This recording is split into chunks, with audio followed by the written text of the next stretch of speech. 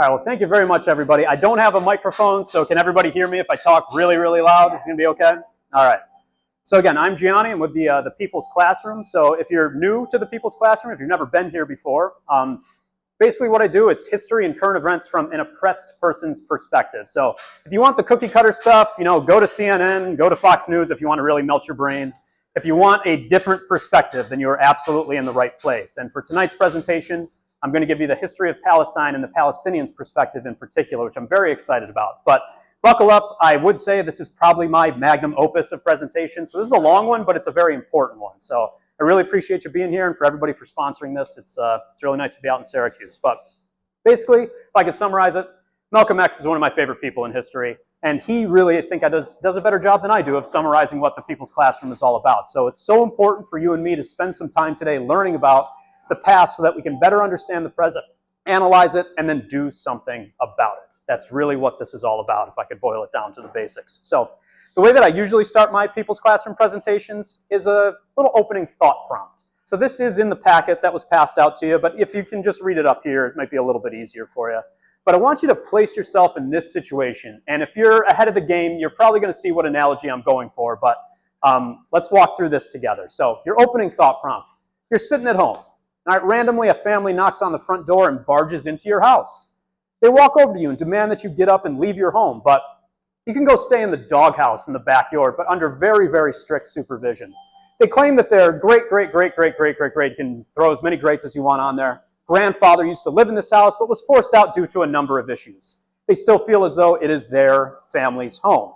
You also happen to notice that they are armed to the absolute teeth with various automatic weaponry. Okay, and bunker-busting bombs that they also happen to have on them as well. Meanwhile, what do you have in your possession? A rock from your old middle school science diorama. That's about it. So you're obviously scared, you're bewildered, you're going to ask the police for some help. So you go to the cops. Who do the cops end up siding with completely? You or the family that's barging into your house? Yeah, okay, so obviously the family that's barging into your house. So they say you're just going to have to go ahead and accept this. Be thankful that they're at least offering you, the doghouse at the end of the day. So with nobody stepping in to resolve this issue, what is the end result going to be? Are you going to be living in that doghouse? Probably. Most likely. Okay, there's really no other repercussions that you can take. However, this is the critical question of my presentation. Should you have the right to defend your home, though, by any means necessary, including armed struggle, against these invaders? I would say yes, because it is your home, it's your property, you absolutely have the right to do that. And then for number 3, I'm hoping you're connecting the dots on all this. How does this scenario relate to everything that we're going to be discussing today? Who is who in my little analogy? You can go ahead, you can shout it out whenever you feel like it. You got it. And the person that's having their house taken over is the Palestinians. Okay, so the person that's barging in with those automatic weapons, bunker-busting bombs, those are the Israelis. People that have the rock and are just trying to maintain their property, those are the Palestinians. And you might think that this is a ridiculous scenario, but it's not. Palestinians go through this every single day. That's the way that the game is ultimately tilted. So for my presentation for tonight, this is the agenda. This is what I'm going to go through for you for the next little bit up here. So I want to give you the historical context of kind of the breakdown of what led to these modern day issues that we're going to go through for the Palestinian struggle. We're going to go through a deep breakdown of what Zionism actually is. We're going to talk about the Nakba and the establishment of the State of Israel. We have to talk about the United States' role in everything as well. And then I want to cover a couple things that are not well-known pieces of history, at least from an American perspective, is the first and second intifadas, which I will hopefully clarify for you as I go through this. Then we'll talk about the West Bank and the Gaza Strip in the modern age. We'll take a 10-minute break. There will be some food that'll be catered for everyone, so that'll be a nice little break. And then when we come back, I'm going to go in depth in the genocide that is currently happening inside of Gaza today. Okay, so that's the breakdown, which you guys can expect. But to start with like the big picture sort of stuff, I know, hopefully you're here because you already care about Palestine, but if you're not quite sure on exactly why this is such a central issue, the reason you should care is not that it could happen to you, but that it's already happening to others. Okay? And if I go through my list up here of exactly like why is Palestine the key, why is it the central issue, it's a genocide of oppressed people. An entire group of people is basically being erased. The US and numerous other rich capitalist nations are like directly funding this. Our tax dollars are going to the slaughter of Palestinians. That is something that you should absolutely take an interest in. And if you dismiss a genocide like back here at home, then all like bets are off. What happens overseas can easily come back against us here as well. So like you have to draw a line at genocide. If you don't do that, then everything just kind of falls by the wayside. And lastly, Palestinians are taking on the biggest empires in the world. And when you side with oppressed people, it usually leads to good things happening across the globe and also back here at home. So like I said, Palestine is the key. It's what links all these disparate issues. It links them all together. That's why this is so central for everyone to understand ultimately. And that's why, if you guys look at some historical examples, do you recognize a few of these different anti-colonial various groups of people throughout history? If you can name one or two, I'd really appreciate it. Yes, so the Algerian Revolution. The Haitian Revolution, exactly, when Haitian enslaved people rose up and freed themselves. You have the Latin American revolutions. You should recognize this guy, Nelson Mandela, and fighting against apartheid in South Africa, even Jewish resistance to the Holocaust, Gandhi's fight. And then from like our perspective here in American history, people like John Brown, Nat Turner, the Black Panther Party, Malcolm X, those were all struggles on the side of oppressed people, pushing it back against some of the biggest powers in the world. So if you supported all these movements, why wouldn't you support the Palestinians? Okay, that's the key thing. So, all right, let's go through the history here of Palestine. So I'll give you a little bit of context. And one book, if you want to take like a deeper dive into all this stuff, I'll give you a couple recommendations throughout the course of my presentation. But The 100 Years' War on Palestine is a great book that does go through the basics of what has led to the issues today. So reading that book is definitely something that helped me kind of craft my presentation and something that I would suggest that you check out on your own. And then also, one of my dear friends who will actually be able to join us at the end of the presentation, be able to answer any questions that you might have, that lives in the West Bank, is Cutter Sway. I ran this presentation by him to see, like, am I representing the Palestinian perspective appropriately? And his answer was, wow, like, this is fantastic because we never get to see this in the mass media or anything along those lines. So he really helped me to craft this as well, so I got to give him a ton of credit. But I'll skip over a couple things because I don't want to make it too lengthy, but I'm sure you guys have heard this like refrain in the past. Have you ever heard that the Israeli-Palestinian issue, it's so complex. It's so difficult to understand. Is that actually true? God, no, but why is that always pushed? This is such a complex issue. This is so difficult for you to grasp. Why is that always told to us? It's clear and bait. It's just propaganda, ultimately. Okay, so, and you're not taking into account like the oppressed people's perspective. There is one power that has the biggest powers in the world backing them, and you have a group of oppressed people that are trying to fight back against that. There's no class analysis in that whatsoever. When you look at things through a class lens, the Israeli-Palestinian issue is as clear-cut as it could possibly be. So keep that in mind. But, you do hear people say this from time to time, and nothing pisses me off more, to be perfectly like blunt with you. Oh, both sides are bad. That is such lame historical analysis, I can't stand it. And when you look at people throughout history, like people that decide to take that, like, oh, I just want to stay neutral, I just want to stay out of it. If you stay neutral in situations of injustice, who have you naturally actually sided with? You've sided with a powerful group. Okay, so like taking a side by saying I want to stay neutral, like that just doesn't hold any water.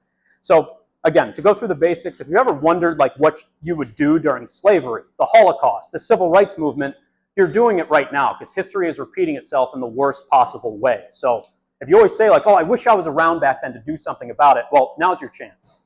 Okay? And again, this is another book that goes deep into the Palestinian perspective, but one day, everyone will have always been against this. Like, the time to take a stand against it is now, not when it's safe to do so. So you should speak out, you should use your voice.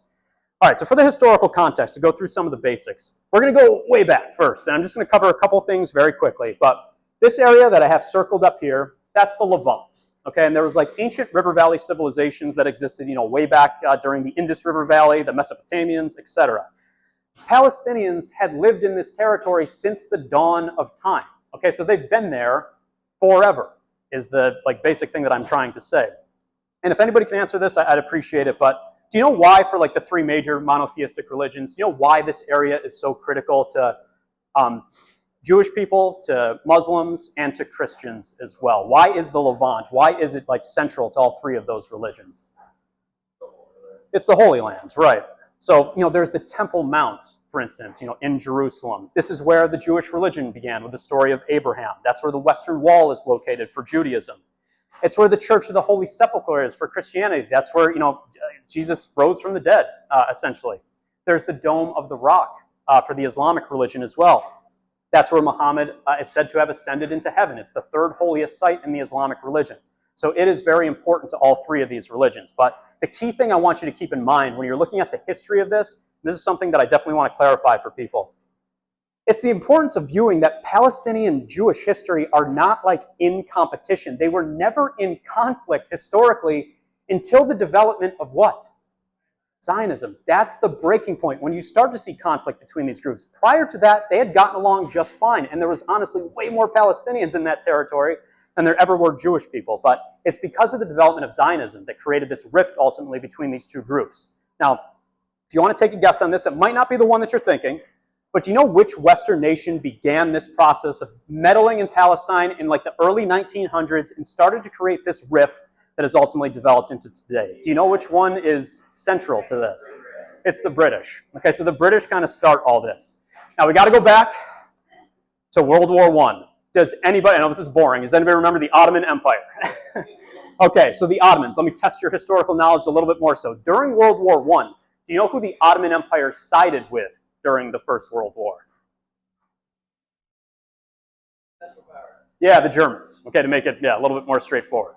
So the Ottoman Empire sided with the Germans. The British were on the other side. Okay, they were fighting against the Ottomans and fighting against the Germans. What the British decided to do was say to Palestinians living inside of the Ottoman Empire, if you rise up against the Ottomans, how will you be rewarded by the end of this war if we ultimately win? What are we going to allow for? What are we going to give you? We're going to give you a free and independent Palestine. So obviously the Palestinians are like, yeah, that sounds great. So they decided to rise up. And if, again, you guys know anything about history, which side won World War I? It's this one over here. So my next question is, now, while this was all going on and they were promising the Palestinians, like, hey, if you rise up against the Ottomans, you're going to have your own state. What the British and the French and those Western powers were ultimately doing, in a backroom deal called the Sykes-Picot Agreement, they were carving up Palestine and basically various portions of the Middle East for their own imperial interests. So were they ever going to actually follow through on their promise to Palestinians?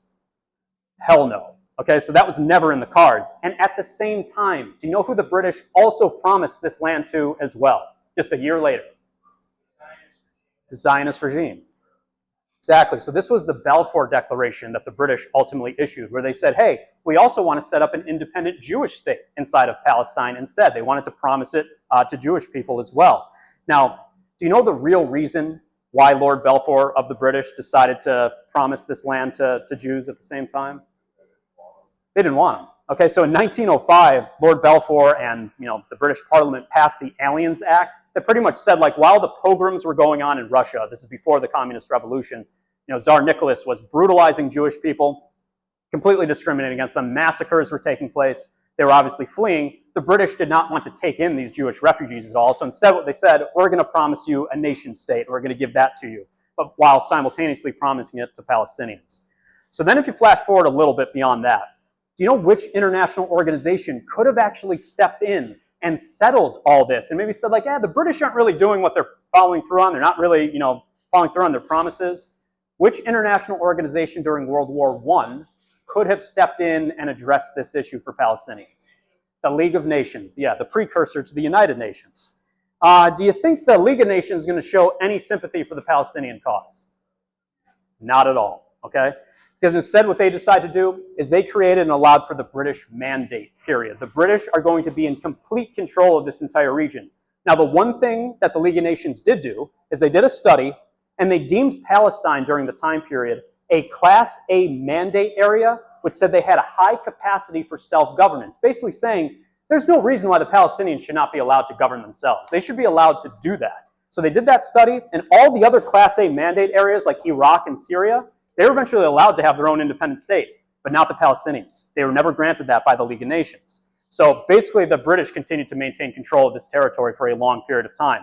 And if you look at the demographic breakdowns, I know this might be a little bit tough for you all to see, but the light green that you see here, that's the population of Palestinians within what is Palestine. Okay, and if you guys do the full breakdown, Palestinians own 93% of the land. Jewish people only own 7% in the 1910s and 1920s. Okay, so they had the vast majority of the land up to this point in time. And then little by little, we'll see how that changes. And that's why if you look at this map, it's actually quite stark, it's quite depressing. Those are the names of cities before the colonization of Palestine. Okay, so that's the buried history that's been erased once the state of Israel was ultimately established. So flashing forward a little bit, the British Mandate period lasted about 30 years. Do you know who or what was placed in charge of Palestine moving forward into the 1940s? What new international organization popped up and could have done something about this? And again, now the United Nations. Okay, so the United Nations ends up intervening in 1947. Now, this is not super well-known history, but during these meetings of like, what exactly should we do with Palestine? The SHAI was the early Israeli intelligence agency. They eventually became Mossad, which we'll talk a little bit more about later in my presentation. But they were eavesdropping on UN meetings so that they knew exactly like, how can we make the argument to the UN so that we get the land and Palestinians get screwed over?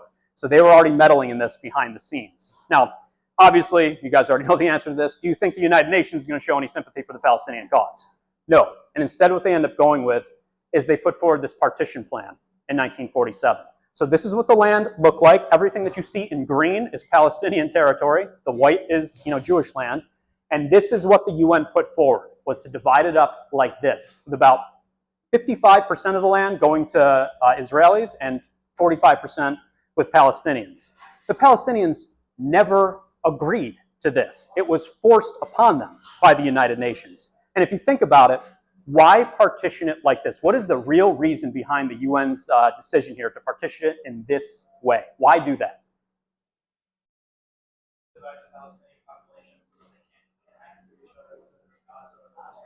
Exactly, it's divide and conquer. Okay, it really is, basically that. And this is how it would look like if you looked at an American map. This is how we would feel if all of a sudden they're like, hey, we're going to create the nation of Israel right smack dab in the middle of the United States. Okay, would we like this? I'm going to go with no. Okay, but that's basically what happened. Yeah, you can take Florida, that's fine. But outside of that, and then basically what's established was, this is where you get the creation of the West Bank, and you get the creation of the Gaza Strip. And Jerusalem itself was supposed to be an international zone that like anybody could visit. They're not going to follow through on that whatsoever. But the key thing is, where did this immense push for a Jewish nation state, where did it come from? What is really the root cause of this issue that we're going to spend a lot of time talking about here tonight? It's Zionism. Okay, you got it. So the beginnings of Zionism really start in the late 1800s, early 1900s, and you guys can go all the way back. Zionists were holding meetings in New York City back in the late 1800s. So this had been percolating, for a while.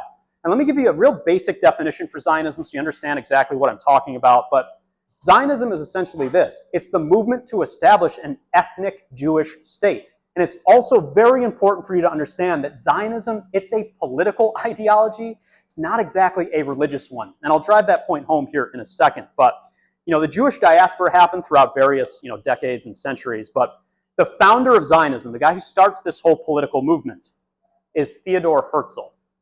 Okay, so Theodor Herzl, late 19th century, in 1896, he writes Judenstaat, which means like the nation state. He wants to create a modern, Jewish nation state.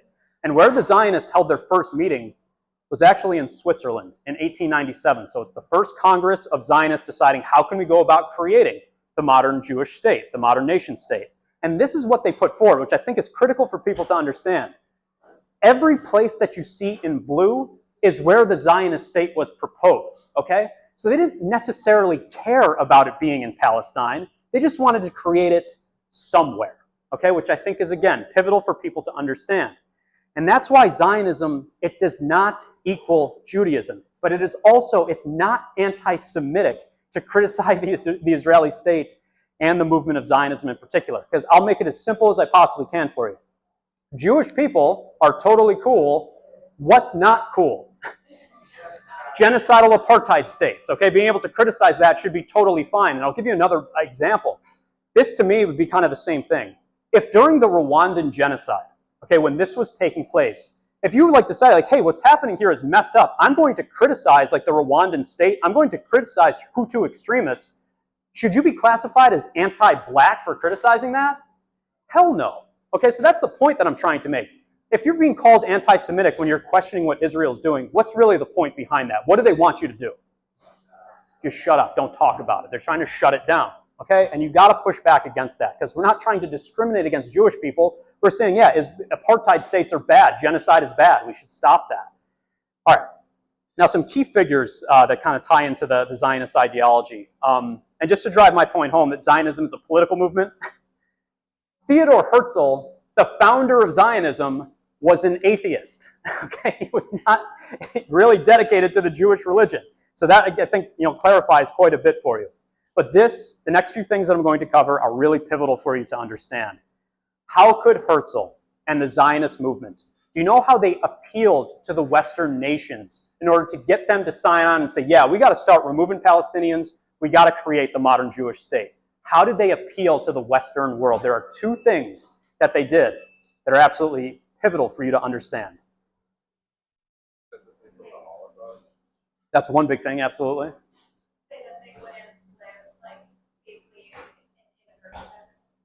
Yeah, you're on the right track with that. So Theodor Herzl, one of his arguments was this: Zionism is going to serve the ideals of white supremacy. So how you are like white supremacists in your own Western nations, we can set up the same thing here in the Middle East, okay, and make this work for all of us. And you guys can read Herzl's diaries, you can read his journals, you can read his writings. So it's not me saying this, it's the founder of Zionism himself. The Jewish state will form a part of a wall of defense for Europe and Asia, an outpost of civilization against what? Who are the barbarians? The indigenous population of Palestine. Okay, so we're trying to bring civilization here. It's the classic white man's burden, which I hope some of you are familiar with. And you guys can see that represented in various Zionist, quotes and whatnot. But also, like I said, you don't need to be Jewish to be a Zionist. Here's Winston Churchill, okay, one of the most famous prime ministers, in British history. I'll read this for you if you can't see it. I do not apologize for the takeover of the region by the Jews from the Palestinians, in the same way I don't apologize for the takeover of America by the whites, or from the Red Indians, or the takeover of Australia from the blacks. It is natural for a superior race to dominate an inferior one. Is that as racist as it can possibly get? Okay, so again, that's the mindset behind Zionism. And that's why, this is a piece of buried history, the UN voted in 1975 to say, like, is Zionism racist? And they overwhelmingly said, yeah, Zionism is a racist ideology. These were all the countries that said, yeah, Zionism is bad, we should probably push back against this. That got overturned in 1991, and now you can't say that Zionism is racism anymore. But initially, it was pretty clear. The second way that Zionists appealed to the West, and this is also critical for people to take away from this, and this is what Herzl argued: the Zionist project will serve the interests of capitalism and colonialism the Western world could profit from. That is really a deep root cause of why these Western nations ultimately decide to back Herzl and his movement. And I want you to read another quote up here from Theodor Herzl. And I'll clarify the man that he was talking to, that he sent this letter to. He's sending a message to Cecil Rhodes. If you know anything about history, Cecil Rhodes was like the king of imperialism for the British. Okay, he's the guy that started colonizing vast portions of Africa, other areas of the world. So Herzl is trying to appeal to Cecil Rhodes, and this is what he says: "You are being invited to help make history. You, Mr. Rhodes, are a visionary politician. I want you to put the stamp of your authority on the Zionist plan. It doesn't involve Africa, but a piece of Asia Minor. Not Englishmen, but Jews. How then do I happen to turn to you, since this is an out-of-the-way matter for you? How indeed? Because it is something colonial." Okay? That's the argument that Herzl was trying to make. This is going to benefit the Western world. So get on board with us. We'll get rid of the Palestinians, and we can all make a boatload of money as a result. Okay? And that's what leads to the core issue here when you're looking at the development of the Israeli state. It's this horrific process of settler colonialism, okay, which is like basically imperialism turned inward. It's a slow-moving, very violent process in which an indigenous group is slowly pushed out by a violent oppressor. So it's a structure, it's not an event. It takes a long time to see this process all the way through. But don't get me wrong, it is gruesome, it is brutal. And you should be able to answer this for me. Have we ever seen this process of settler colonialism play out in another country, or maybe Where could be a good example where we've seen this exact same thing play out throughout these centuries? Ireland's a great example, yep. Right here, you got it, okay? So if you look at these two maps, that's Palestine. That's the slow process of settler colonialism. Hey, you guys should recognize this. What nation are we looking at here? That's the United States. This was all indigenous land for Native Americans. What has happened to it throughout the centuries? Reduced to nothing, okay? And that was that process of manifest destiny playing out, that this is our God-given right to take over this land from the indigenous population. There's another group that wanted the exact same thing, and they copied the United States inside of Europe. This is a tougher question, but there's another prime example of this. Brutal. The Nazis, yes. And what they called it, they didn't call it manifest destiny. They called it Lebensraum, which meant living space. We need more living space for the Germans, okay? But at the end of the day, I do like to throw in a couple memes to lighten the mood every now and then, because obviously we're talking about deep, dark, depressing stuff. What am I trying to show you up here? They're all the same, okay? That's all that process of settler colonialism. That's where it all stems from. And then the other thing that Zionists did is they actually used anti-Semitic beliefs to their benefit, because they knew that, like the European powers and the United States, they did not want Jews living inside of their country, so that's how they also appealed to them. And that's why this is from Herzl's diary, once again, but anti-Semites will become our most dependable friends. The anti-Semitic countries are allies. They don't want us there, so help us set out the nation-state of Israel so that we're out of your way. Okay, and we can all profit from it as well. And this comes to one of the most controversial decisions that even some Zionists disagreed with. But in 1933, the Havara Transfer Agreement was agreed to, which is nuts to think about. This is just as the Nazis and Hitler were coming to power inside of Germany. And they struck an agreement with Jews inside of Germany that said, hey, can you help migrate us into Palestine and begin this process of settler colonialism? Because we know the Nazis hate us, so help us get out of here. And again, we'll all profit at the end of the day. So that happened in 1933, which again drives home my point that we want to appeal to anti-Semites because we can actually use them to our advantage to help set up the nation-state of Israel. And that's why a lot of early Zionists, they were very close with some of the early fascists like Hitler and Mussolini. They had an alliance with these groups. And that's why if you guys ever look at a political spectrum, like Zionism is a far-right fascist ideology. It's all the way over there. It's one of the most extreme examples of government that you could possibly imagine. And let me just give you a couple other quotes real quick to tie up this portion of the presentation. But this is David Ben-Gurion. Okay, he was one of the early Zionist leaders, first prime minister of Israel. He said, if I knew that it would be possible to save all the children in Germany by bringing them over to England and only half of them by transporting them to Israel, then I opt for the second alternative. And my question is, why is this a critical quote to understand? What is this guy willing to do in order to see the nation-state of Israel created? What is he willing to sacrifice? I will sacrifice Jewish lives. I will do whatever I got to do, even if it's kids. I need to establish this nation-state of Israel. That gives you a deep insight into the Zionist mindset. And we'll come back to her a little bit later, but Daniela Weiss is a prime example of a brutal settler today, but I want to skip over a couple things, because what the Zionists ultimately want is the creator of what they call Greater Israel. So they don't just want to stop at Palestine. They want to keep going. And that's really what they called for in their early doctrines. It's manifest destiny, so let's just keep going. Okay, so, but again, I just want to clarify, like I said, Zionism is not Judaism. Are there obviously Jewish people that are very much opposed to what Israel is doing? Of course, a lot of Orthodox Jews, especially inside of Israel, try to push back against this as best as they possibly can. I hope people are familiar with Jewish Voice for Peace, which is also active in the Syracuse area as well, which is really nice to see. And their signs tell you the whole story. Not in our name. Jews against genocide. Never again means never again for everyone. Not just for Jewish people. And I don't know if you guys remember this, but they had like a die out at the the Carousel Mall or the Destiny USA. I try to raise that point, but let me give you. This is a little pop quiz. Do you know which very famous person in history was asked to be the first prime minister of Israel, and he said, absolutely not. I want nothing to do with what you guys are trying to create. Einstein. Okay, so Albert Einstein was asked to be the first president of Israel, and if you go through his reading up here, he says that basically what you guys are creating in Israel, it's very similar to what? It's the Nazis, it's a fascist movement. I want nothing to do with this. And that's why, there's other Jewish people, obviously, that push back against this. The Nazis made me afraid to be a Jew, and the Israelis make me ashamed to be a Jew. So obviously there's movement inside of the Jewish community to push back against all this stuff.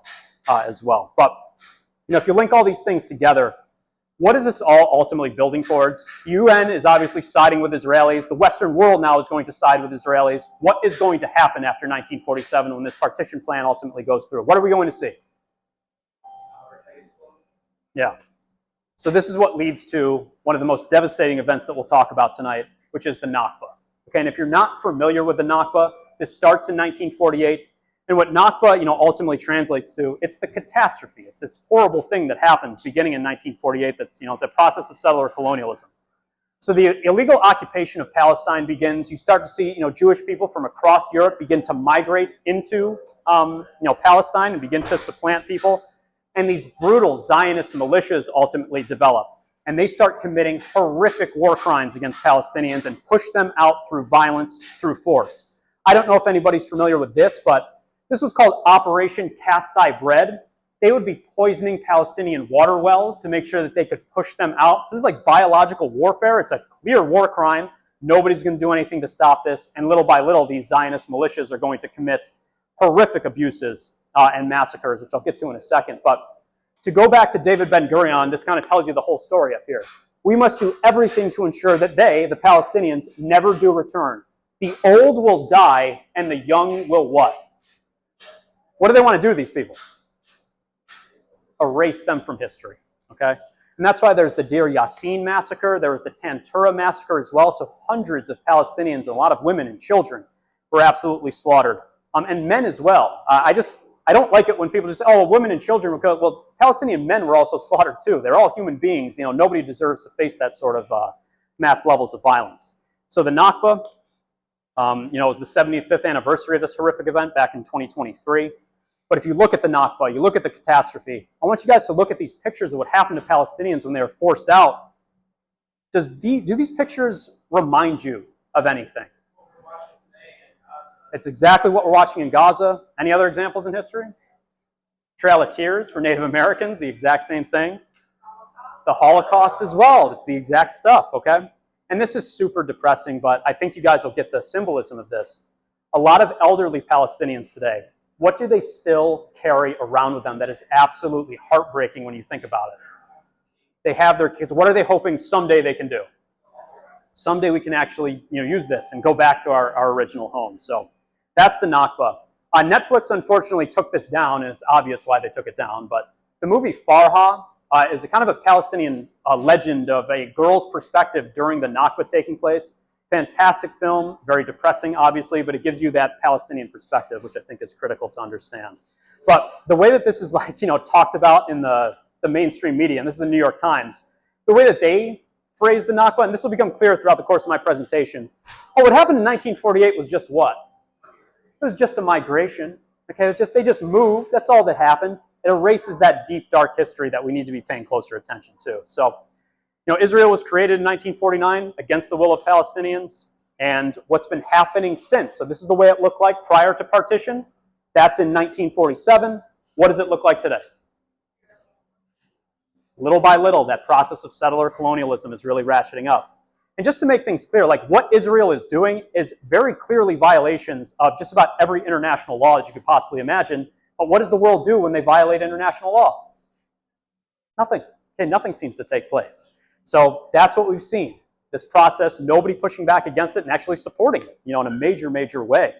But all right, why do you think, and this should be a very easy question, why do you think that Israel's been able to dominate to such an extent and continue to violate international law, continue to take over more and more land? Who do they have the funding of? The United States, okay?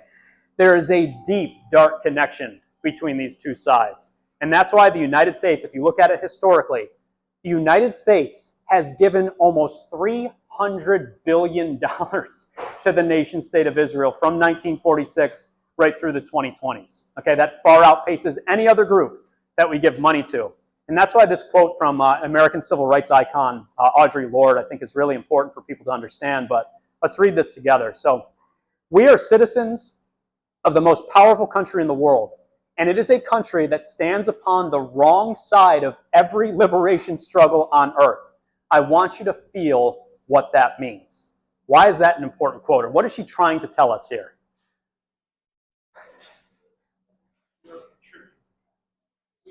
When we pick sides, which side do we typically pick? Yeah, the bad one. You got it. Okay, so if you guys look at all the stats that I have, it kind of tells you the exact same story. But we give a ton of money to Israel. The British do the exact same thing. They'll give upwards of hundreds of millions of pounds to Israel as well. And if you break that down per day, that's almost $8 million per day that we're giving to Israel. What are Palestinians getting? Jack squat. If you break it down on a state basis, this is nuts. And again, shout out to the PSL for doing the study on this, but per year, New York State gives $314 million to the nation state of Israel. And what does Israel do with this money? What do they use it for? Weapons. Okay, to again, continue that process of settler colonialism, take over more territory, etc. So, we say that we give it to them like, oh, promise not to use this on civilians. They just say, no, we're going to use it anyway, and we just give them the money, basically give them a blank check. And there's never any repercussion, for any of this stuff. And meanwhile, if you connect it to the dots back here at home, this is what we could be doing with that money instead of, like facilitating a genocide. If you look at the breakdown of what that money could go to, we could fund almost 200,000 new elementary school teachers. We could provide free child care for basically every single child, inside of the United States. We could cancel a whole bunch of loan debt that is absolutely, destroying young people inside of this country. That's what we could be using our money for, and instead we give it to Israel so they can, slaughter children. It's disgusting, and that's one of the reasons why our military budget is where it's at today. And I think some of you might have seen this, a couple months back, but that's where it was in 2023, which is already insane. But you know what Trump has proposed for 2027? What he wants to see it jump to? $1.5 trillion. Okay, that'll be more than the next 10 countries combined when it comes to military spending, which is just, absurd to say the least. Oh, that's right. That's right. Oh, and he's not a liar. He would never lie about something like that. Yeah, you're right. Any day now, he's going to slash that funding. He's going to end all the wars. Yeah, you're absolutely right.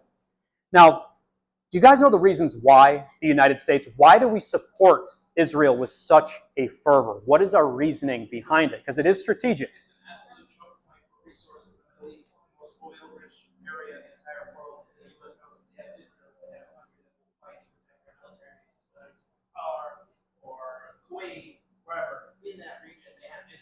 Guys, every dot that you see up here, do you know what you're looking at? That's an American military base. Okay, we have over 800. You know what the next closest country is? China has like 3. Okay, so we have 800 overseas military bases, and obviously geographically, Israel, Palestine is a choke point. It is the central location. If you can control what happens there, you get to dominate what happens inside of the Middle East, and obviously with oil as well. Because the fact of the matter is this: like studies have been done, the world does not like the United States. Okay, people were polled around the world. Which nation is the greatest threat to world peace? 25% of people across the world said, hey, it's the United States. So if we can control what happens in Israel, we can dictate what happens in the Middle East with a region that typically doesn't like us. So that's how we can kind of control what happens in that area. And a new study was done that takes it even further. So that study I showed you was back in the early 2000s. They just did an updated version of it. But 65 out of 84 countries said the United States is, again, the biggest threat to world peace. Okay, and again, that's where the Suez Canal is. One of the other big reasons why, and I think you guys, hopefully now people are much more familiar with this group. What is the name of the Zionist lobbying firm that pours a bunch of money into U.S. elections? AIPAC. Okay, so AIPAC, the American Israel Public Affairs Committee, they're a massive lobbyist organization, gives a ton of money in U.S. elections to obviously try to tip the scales. And they do not discriminate. If you look at this graph that I have up here, what party do they give to? They're bipartisan. They don't care. They'll give money to Republicans. They'll give money to Democrats. And honestly, they've been focusing more on Democrats lately, pumping a bunch of money into those elections. So this is from 2024. You can see that now AIPAC's like, hey, we got to put more money into the Democrats because they're starting to lose their grasp on what's happening here. And they typically win. AIPAC, their money, it comes with strings attached. They end up doing quite a good job of manipulating people to vote for the AIPAC-backed candidate. All the area that you see in blue, those are all the seats that an AIPAC-backed candidate won in 2024. There's only a couple that they lost, so they're very effective at what they do. And if you break it down by state, they pour a ton of money into New York, a ton of money into California, some of the big populated areas. And I'll give you a sad example of this just a few years ago, but does anybody remember Jamal Bowman, the Democrat down in New York City? He was just like lightly critical of Israel, not going as far as like what we're talking about tonight. What did AIPAC do to him? They bought his election. They poured, almost $10 million into his election to sink him, and they won. They defeated Jamal Bowman. And again, he had a mild critique of Israel, and that's all it took for them to say, like, all right, screw this guy, we're going to bury him. And that's why, you guys should be familiar with these people, but AIPAC in New York has a big impact. These are our senators. Okay, that's Chuck Schumer. That's Kirsten Gillibrand. They take over $1 million from AIPAC basically every single year to fund their election campaigns to keep this whole process going. Then you look at it on the House level. I'm sure everybody's familiar with Hakeem Jeffries. Is familiar with Richie Torres. Big Democratic Party leaders. Tons, yeah, there's the booze. And again, I know, they're trying. No doubt. And then from the Republican perspective, I'm sure you guys remember Elise Stefanik or Claudia Tenney, taking a bunch of money from the AIPAC lobby. And then you bring it to other states, a guy that I am highly, highly critical of because I think he's a complete fraud, Cory Booker, the senator from New Jersey, takes almost $1 million. Adam Schiff, $6 million from the AIPAC lobby, okay? And Cory Booker, just to drive the point home for you, some messages leaked, some text messages that he had with the head of AIPAC. And what they said was these two text messages back and forth like teenagers. Okay? Not to mention, Cory Booker had, I believe, multiple Palestinian American constituents that lived in his district died in Palestine, killed by the Israeli occupation. He didn't say a thing about it. You got it. All right, AIPAC, people have spoken at AIPAC conferences. You should recognize a few of these people. I don't know how he's still alive, but Mitch McConnell, Chuck Schumer, you should recognize her. Nancy Pelosi, and obviously Obama as well. There's Trump speaking at AIPAC. There's Biden speaking at AIPAC.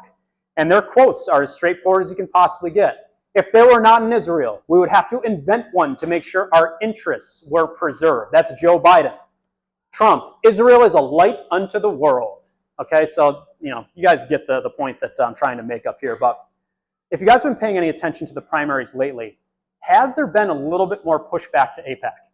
Yes. But I want to make you aware of something. Do you think there might be another group on the horizon that people won't know as well that's going to do the exact same thing that AIPAC's doing, but a little bit more under the radar? If anybody knows the name of that lobbying group, I will be blown away. Yeah, good. John Mannion, our congressional representative, I confronted him 2 months ago at an event, called him out for taking money from J Street. Yes. Our face. I don't doubt it. You're a voter in this district, primary John Mannion, vote against John Mannion. So pay attention to the name J Street. They are going to supplant AIPAC, and they're going to do the exact same stuff. Okay, they're going to tip the scales with their money as well. It's just going to be, well, it's not AIPAC, so they can't be as bad. They are, so pay close attention to that. So let me get to one of the pieces of history that I definitely want to clarify for people that I think the vast, vast majority of Americans know absolutely nothing about. So with the deck completely stacked against them, what do you think Palestinians may attempt to do to end this illegal occupation inside of Israel? What could they do?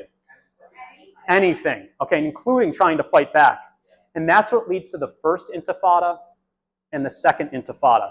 People hear the word intifada, and it sounds like a scary term to a lot of people. What it actually translates to is to just shake off or an uprising. We need to do something to push back against all these illegal things that are happening. So the first intifada happened in 1987.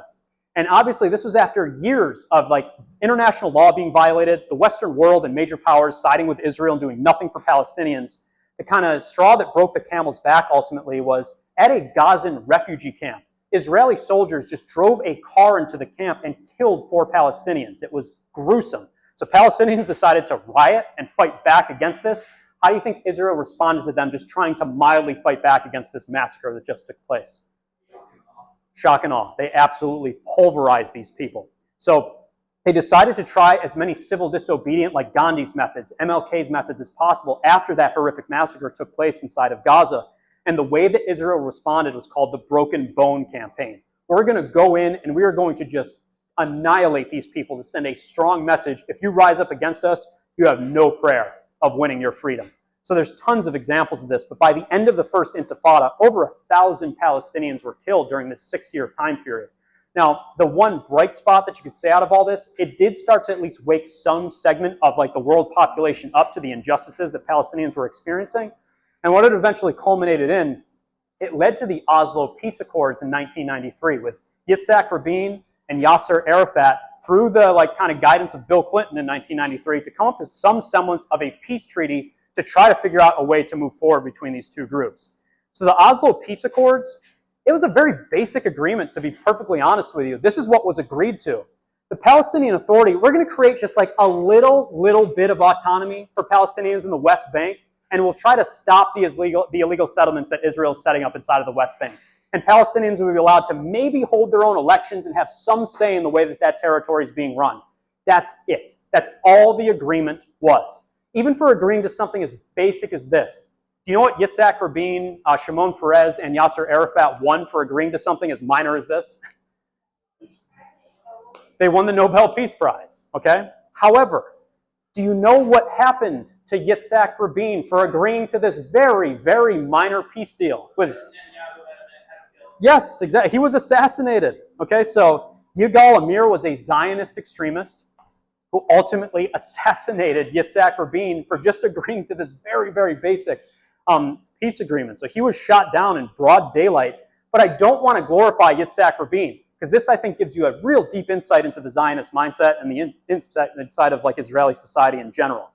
This is Yitzhak Rabin. Okay, this is the guy that agreed to that minor peace deal, saying this: I would like to see Gaza drown in the sea. Okay, do you understand why I'm showing you this quote? What does it show you about Israeli society? That a fascist like Zionist there is way farther right than anything we can comprehend. Exactly. This guy, who is a fascist, is too far for us. We can't agree to any semblance of peace with Palestinians. We got to annihilate these people. So again, I think it gives you a pretty good insight into that. The second Intifada happened after all this. So let me go through this as quickly as I can. But the second Intifada started in 2000. Basically, the Oslo Peace Accords, the Israelis just started violating it right out of the gates. Okay, they never really were going to adhere to it whatsoever. It was a lie that they told to basically get the Western world off their back. And this is when Ehud Barak was the prime minister of Israel. He was at least slightly more moderate than some of the people that we see, today inside of the country. He sat down once again with Clinton and with Yasser Arafat and was starting to agree to all right, maybe we need to actually follow through on the Oslo Peace Accords. A more extreme Zionist politician swooped into this and decided this is our chance actually to show how weak Ehud Barak is. So the more Zionist elements inside of Israeli society, we can come to power, forget about the Palestinians, and continue to erase them. Does anybody know which person I'm talking about? That is basically going to take over the Israeli society and the government during this time period. Very extreme guy. Yes. Ariel Sharon, decides to march with Israeli troops to the Temple Mount, that area that's supposed to be an international zone that everybody's supposed to have access to. He cuts it off from Palestinians through force. Do you know what Palestinians decided to do when they were once again denied their own territory? They fought back. They started to throw rocks. That's where you guys see some of those pictures of Palestinians doing whatever they possibly can with slingshots, basic sorts of materials, to try to fight back against the Zionist regime. And they did a full year of civil disobedient protest to try to show their own humanity and say hey, what is happening to us is incredibly unjust. After a year of this, of kids throwing rocks at tanks, doing whatever they could possibly do to push back against this, then they decided to take it up a notch. And that's where you do see some bombings and some things along those lines. So that's where they decided, hey, this stuff isn't working. Nobody's paying attention to us. Nobody cares about our Gandhi-style protests. We need to take back our land. And that's what the second Intifada was ultimately about. And of course, you're going to see the same exact crackdown from Israel. And that's where they created the new wall, which is just a glaring example of apartheid inside of the West Bank, where they put up this actual physical barrier to separate these people through that separation wall. So last few things that I want to cover, then we'll take a break and I'll go through the modern day genocide. As I want to show you kind of a deeper dive into what's happening in the West Bank. This is prior to the genocide, and what's happened in the Gaza Strip against prior to the genocide. So for the West Bank, the biggest issue inside of the West Bank today are Israeli settlers. Basically what they do, that analogy that I showed you at the beginning, I wasn't making that up. It wasn't a joke. This is exactly what happens to Palestinians. Israeli settlers show up with automatic weaponry, force Palestinians out of their home, which is completely illegal, and just take over their house and start to build new settlements right on top of it and supplant these people. Like I said, these are people of all different shapes and sizes. Doesn't matter. They will go in with serious weaponry and violate international law and take what they need to take. Even children, sometimes are armed to the teeth with Uzis and stuff. So it's as bad as you can possibly get. And the other thing that I want to clarify for you, if you guys really take a second and think about it, is the term settler appropriate for what is happening here? What might be a better term? Terrorist. Yes, okay? But we don't see that, okay? We never call them that. It nullifies it, it softens it, it makes it like more acceptable. Oh, they're just Israeli settlers, okay? They're just there to settle the land. It's so nice and easy. That again erases true history of what's really taking place. And to show you how brutal some of these settlers actually are. This is Daniela Weiss. Okay, she's one of the most hardcore Zionist extreme settlers you can possibly imagine. This is what they want to do. What should we not give these people? Don't give them any food. Don't give them anything. That will force them to migrate and get out of here. So I'll skip over a couple of her clips, but it's pretty bad. Now, what you guys are seeing in this map up here, do you know what every single blue dot represents in the West Bank? Those are all settlements. Okay, what do you notice about this map? There's quite a few. Okay, and every single one of them is illegal. They've reached almost 500,000 settlements as you guys flash forward to today. So again, this has been accelerating. And I don't know if anybody's come across this, but it's absolutely disgusting. Facebook, sometimes you see ads for Israeli settlements. They'll pop up and be like, hey, there's this slice of land inside of Palestine. Why don't you go and take it over? And we'll create the pathway for you to actually pull that off. That's why, little by little, remember the original partition plan, the way that it was broken down was at least 40+% of the land should be Palestinian. It's down to only 15% today. And it's because of those illegal settlements that are just gobbling up more and more Palestinian territory. And these are what those Israeli settlements look like. One thing in particular that the Israelis do, they always take the high ground. They always make sure they get the elevated territory. And the other key thing that they control, and this is, I think, really important for people to understand, if you look at this, what resource do Israelis make sure that they take that is vital to their success? Water, okay? It's an 87 to 13% breakdown of who controls the water supply. If you control the water supply, you control life, essentially.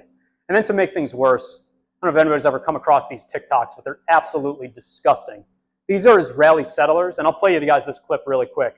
Israeli settlers like mocking Palestinians for what they were able to take over and conquer. So let me play this for you.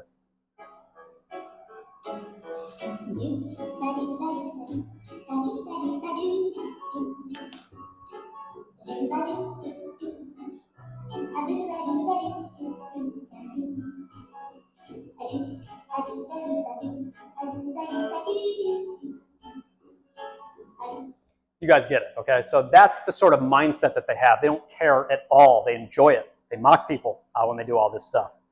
All right, and then, to make things worse in the West Bank, like I said, that wall was essentially built, which is an apartheid wall. Palestinians within their own land that they were legally guaranteed the right to. It's completely segregated along roads. Do you know what Palestinians need to have just to travel from town to town inside of their own land? A license plate and a passport, essentially. And that's where they have these Israeli checkpoints that are set up just to go to school, to go to your job, to go to the next town over. Sometimes you got to wait up to 6 hours in these checkpoints where the Israeli soldiers strip you down sometimes, check every single part of you to make sure, you don't have any dangerous material on you. Kept like, pigs in a pen, ultimately, for, upwards of 6 hours. And the Israeli soldiers checking out students, examining their backpacks, violating every single right you could possibly imagine. And obviously, like detaining children, shooting rubber bullets from time to time, blinding kids, at these checkpoints. It's as bad as you could possibly get. All right. And guys, again, I'm going to skip over a couple things just for the sake of time, but there's a lot of bad things, obviously, that have taken place inside of the West Bank. And one in particular that I do want to highlight is like Israelis attack Islamic holy sites quite frequently inside of the West Bank. One of the worst examples of that was the Israeli attacks on the El Aqsa Mosque in 2022. Basically, while Muslims were praying, the IOF decided to storm in and just dominate these people, arrest them like in broad daylight, again, shoot whole bunches of like chemical weapons and rubber bullets at them while they were praying, and then just like harassing and beating people with batons and whatnot. It was disgusting. But everything that I just showed you, do you know how the Western media typically reports on all these issues? What is usually shown when we watch the news? If you watch CNN, you watch MSNBC or CBS, how are these events typically shown to you, if they're shown at all?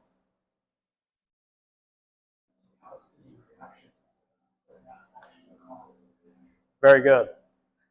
This is what you typically see. What term do you guys see pop up time and time again in the Western press? How are they phrased? They're all just what? They're just clashes. Why use that language? It softens it. Okay, it softens it, exactly. So that's why, it's not a conflict, it's not a clash if one side has guns and the other is praying. There's a power imbalance there that maybe we should pay closer attention to. Other quick stuff, I don't know if people know this, but like our US police forces go to Israel to train with Israeli troops. And that's why this should look, sadly, super familiar to us here back in the United States. Does that look familiar? That specific restraint technique. Unfortunately, where have we seen that? Remember Derek Chauvin and George Floyd? Okay, so like Minnesota police went to train with the IOF and brought back some of those techniques, and you're seeing it play out right here at home. And that's why, you guys see a connection between like the Black Lives Matter movement tried to link up with the Palestinian resistance movement as best as possible, because like the oppressed understand one another. They get it. They see, their humanity being violated. And that's why on that wall, you notice, what did Palestinians paint here? Or who did they paint? George Floyd, as a tribute to him. The connection, exactly. Okay. And that's why this is, we'll talk more about Hamas in the second part of the presentation, but the same type of racism that killed George Floyd is being used by Israel against Palestinians. Like I said, there's a connection, and Palestinians see that. And that's that process, which I hope people understand, of the imperial boomerang. The violence that we export and help to support around the world, what can eventually happen with that violence? It can come right back to us, okay? So that's why, we're connected with these people. What happens there has an impact here. So, it's one of the reasons why you should really pay attention to this. All right, last thing that I want to cover, then we'll take a break. Again, this is all before the genocide. Let's talk about what life was like in the Gaza Strip, which is, as plainly as I can put it, it's an open-air prison. What was happening inside of the Gaza Strip. So the Gaza Strip, that tiny little strip of land, right on the Mediterranean Sea, there have been horrific war crimes that the Israelis have committed against Gazans, the past few decades in particular. And that's why the demographics inside of Gaza are like the most depressing stats that I could possibly show you. So look at what I have up here. 50% of Gazans are under 18 years old. 40% are under 15 years old pre-genocide. Why are those critical statistics to understand? What does it show you? Have they been being slaughtered before all what we're going to talk about later on? Yeah, okay? So again, brutal occupation. If they travel too far in the Mediterranean Sea, they get automatically shot by Israeli boats. There's really no escape for them. It is an open-air prison when you look at it. I want to highlight one American activist who was really moved by the Palestinian cause and the Palestinian struggle, went to Gaza to try to help out any way that she possibly could. And we'll talk a little bit more about her. But does anybody know which young American woman I'm talking about? Yeah, if you're not familiar with Rachel Corrie, okay, she decided to go to Gaza, do whatever she could possibly do to help out. And you can read her diary when she was a kid, basically saying we need to wake up our humanity. Any injustice that we see is a threat everywhere. And Gaza is the focal point of this. And I need to do whatever I can to try to help out. So she was an American activist, and her quotes are pretty straightforward. I really can't believe that something like this can happen in the world without a bigger outcry about it. So wake up, people. What the hell are we doing? Is what her message was. So what she decided to do, there's also obviously illegal settlements inside of Gaza as well. She decided to put her body on the line and try to stop bulldozers from taking over a Palestinian's home. Unfortunately, do you know what happened to her during this? She was run over and crushed and killed by the Israeli military for trying to block these illegal settlements. Okay? Now this is probably the most vile thing, and there's going to be a lot of vile things, but this to me stands a cut above because it gives you deep insight into Israeli society. After she was brutally murdered by the Israeli military, do you know what they do on the anniversary of her death? What the Israeli military does every single year on the anniversary of Rachel Corrie's murder? Do you know what they throw for themselves? It's sickening. I'll just show you the picture. What do they show you? Or what do they do?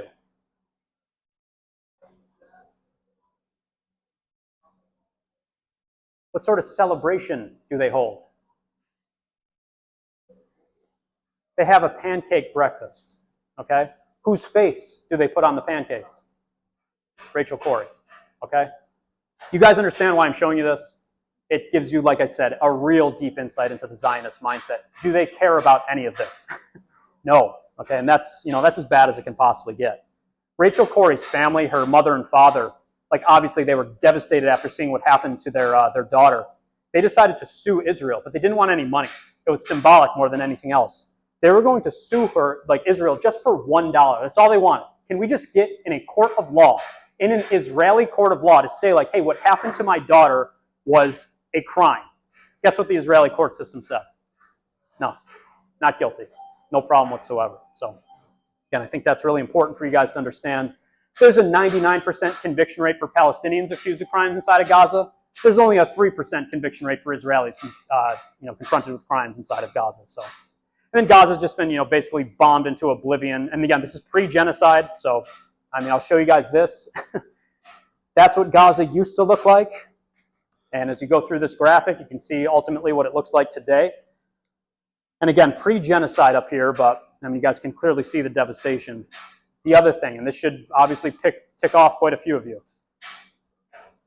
Israel has what's called the Sderot Cinema. This is Israeli society looking over Gaza. Do you know what these people are setting up shop and witnessing and enjoying and eating popcorn over? Bombings. They are watching live bombings of Gaza and taking it in like you guys would take in a drive-in movie. All right, so really dark and depressing stuff here, to say the least. So I guess my question to you guys is this. Is a solution for this issue going to come internally inside of Israel? Not from an Israeli majority. No way in hell. Because, Israelis have been polled, and the polls tell you a lot.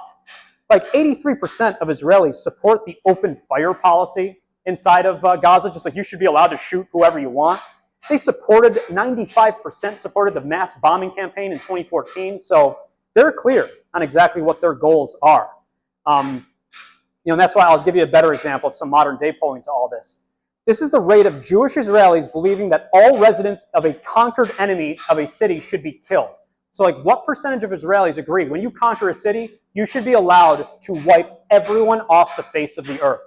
What percentage said, yeah, that sounds like a good idea? 47%. Okay, so that's the point that I want to clarify for you, because you see a lot of American politicians do this from time to time. If we just get rid of Netanyahu, that's going to clear up all the issues inside of this. Is that true? No, it goes a lot deeper than that. See, that's why I like to focus on root causes. When you address root causes, then you can actually do something about it, not this superficial crap. Okay, because this is a deep issue inside of Israel. So again, the polls get even worse. I do want to show you a couple others, but 82% of Jews in Israel favor deporting all Gazan residents, so that's a clear majority. And this is dark. Israelis were polled, do you agree with the claim that a soldier is allowed to rape a prisoner, even if his hands are tied behind his back? What percentage said, yeah, we should be allowed to rape Palestinian prisoners? And that's from an Israeli news channel, okay?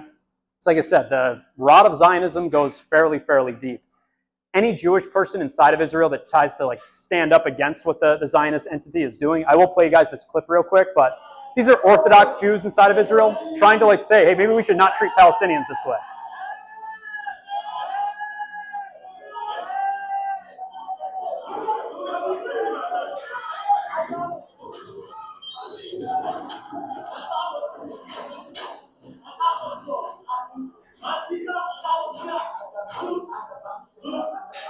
Okay, so you guys see the point. Any Israeli that tries to stand up to what's happening, they get brutalized as well. So now, if you look at it from an American perspective, there's a much more glimmer of light. If you poll American Jewish people, the vast majority of them say I do not identify as a Zionist. So it's obviously a very different perspective based on people that are actually in Israel, compared to here. So I think that's also crucial to understand. Now, there have been various movements that I do want to highlight for you real quick, but there's been Palestinian attempts at civil disobedient protests, some of the ones that I showed you during the Intifada, but much more recent examples. And one in particular, there's a beautiful documentary about this that I highly suggest people check out if you have the time, but this was in 2018.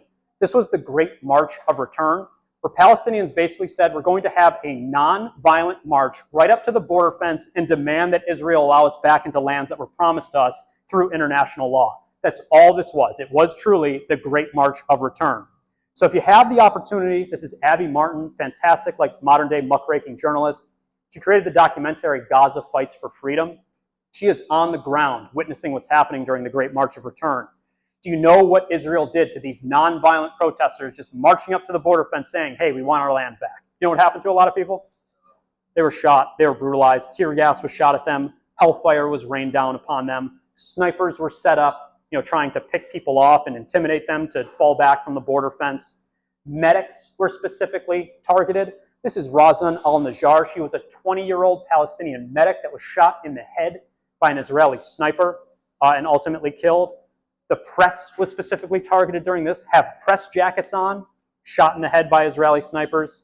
And then here's Netanyahu's, this was his take on the Great March of Return. They want to pile up as many civilian dead as they can. They use telegenically dead Palestinians for their cause. They want the more dead, the better. He's basically saying, what do Palestinians want to do? They want their own people to die so that there's like a more sympathy for their cause. I'm sure you did.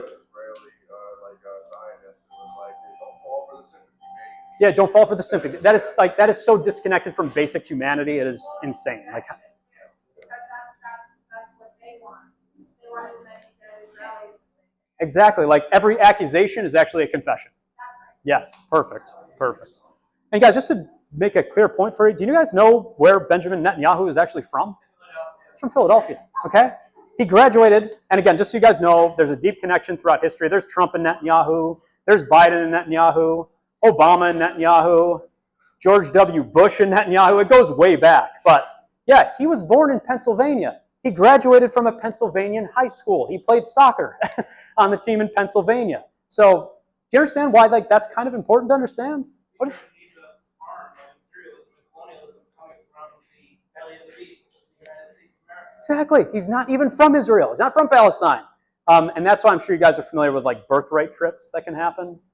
Yeah, and it continues that process of settler colonialism, taking like American Jewish young people, send them off to Israel, start to get them in the mold of the Zionist mindset, and continue that process of taking over more territory. Now, there has been, thankfully, especially the past few years in particular, some movements to try to stop all this. And that's why I want to highlight one thing for you. I hope. Are some of you familiar with the BDS movement? Okay, so the boycott, divest, and sanction Israel movement that really started to ramp up in 2019. But people starting to say, like, don't buy anything that is contaminated or made in Israel that is basically tainted with Zionism in any sort of way or tainted with apartheid.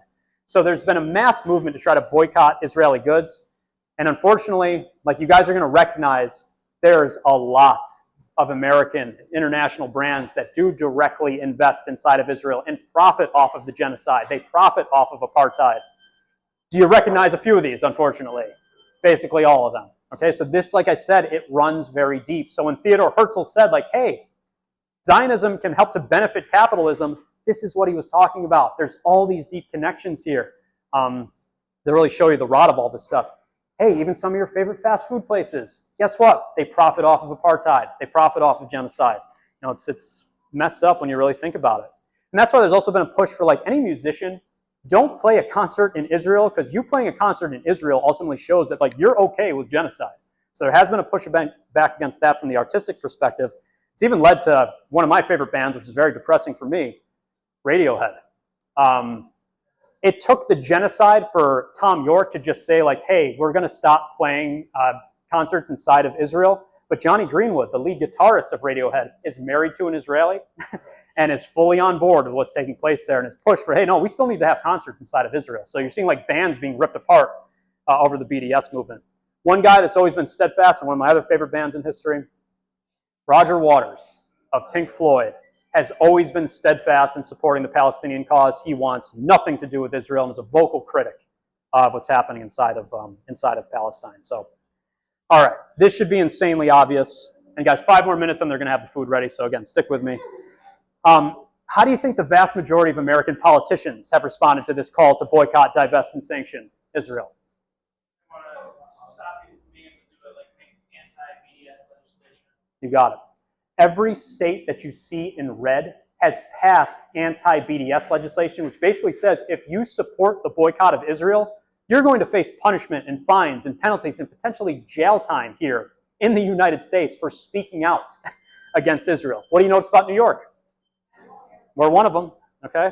Trump signed an executive order during his first term that said, like, you're going to face punishment if you support the BDS movement. Anybody actually face punishment? That's pretty hard to prove. It is hard to prove, but they have locked people up from time to time, especially on college campuses, which we'll get to in the second half of my presentation. But yeah, great question. Biden also directly against the BDS movement. However, in the 1980s, when Biden was a senator from Delaware, Biden did support the boycott of what apartheid state back in the 1980s? South Africa. Why do you think he doesn't support the boycott of Israel today? They pay him. He's one of the biggest collectors of AIPAC money. Okay, so his morals completely compromised. I will give a light credit here to Bernie Sanders because he was at least saying like, hey, maybe we shouldn't like punish people for supporting the BDS movement. He doesn't support it personally himself, which I think sucks. But at least he said like, I don't know, maybe people should be allowed to say that Israel's bad. So even that's like a step too far because AIPAC tries to, stop him just for saying something as mild as that, which is, only say Netanyahu. Like I said, very surface level, never getting to the root cause of this stuff. For us, I mean, you guys will recognize this guy. Governor Cuomo, back in the day, New York stands with Israel. He signed an executive order, that said, if you are against BDS, then we're going to boycott you in New York State. You shouldn't be allowed to be here. Chuck Schumer said the exact same thing. But to give you a specific example of somebody like being punished in a way, down in Texas, there's a Palestinian American who was a speech pathologist who basically refused Texas. If you were a public employee, before you became a public employee, you had to sign a loyalty oath to Israel that said, I will not boycott, divest, or sanction or advocate for the BDS movement. She refused to sign it, obviously. What happened to her position? Then you don't get this job. You get fired. Okay, and that's her right there. A children's speech pathologist, fired for saying, hey, genocide is bad, ultimately. Okay? All right, guys, why don't we take a 10-minute break? The last half of my presentation is pivotal, obviously, to understand for the movement today. But okay, so yeah, why don't you guys take a little bit of a break? I need to take a break myself, so we'll get back to it. Okay, everyone, let's get started. I'll pick up where I left off. I really, really appreciate you all sticking around, and again, it'll be worth your while because the last thing that I want to cover is modern day events. Okay, so what's happening with the genocide inside of Gaza today? So obviously, based on the things that I've already talked about, has peaceful protest gotten Palestinians anywhere up to this point in time? No. Okay, so what's the next logical step? If you know history at all, what are people eventually going to be pushed to do? Violent resistance. Okay, so again, going back to Yahya Sinwar, one of the leaders of Hamas who was assassinated about a year ago, he said this in a Vice interview, but I think it makes complete sense. Does the world expect us to be well-behaved victims while we're getting killed? Like, what do we just sit here and take it and hope that one day people wake up and say, yeah, Palestine should be free? Like, we got to take action.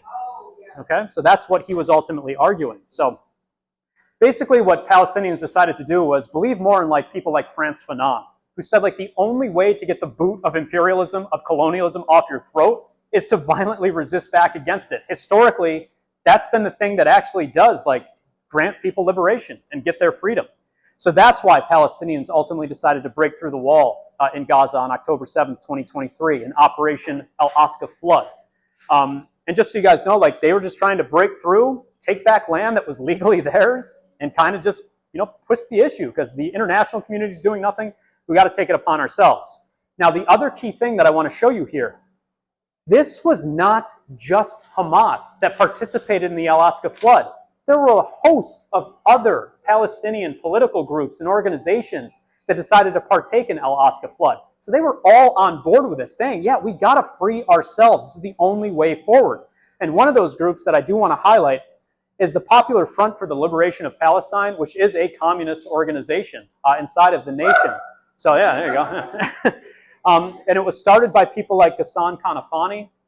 And you read some of his quotes up here. The Palestinian cause is not a cause for Palestinians only, but a cause for every revolutionary wherever he is, a cause of the exploited and oppressed masses in our area. So, Palestine is the key. If you're fighting for a free Palestine, you're fighting for the liberation of people all across the land.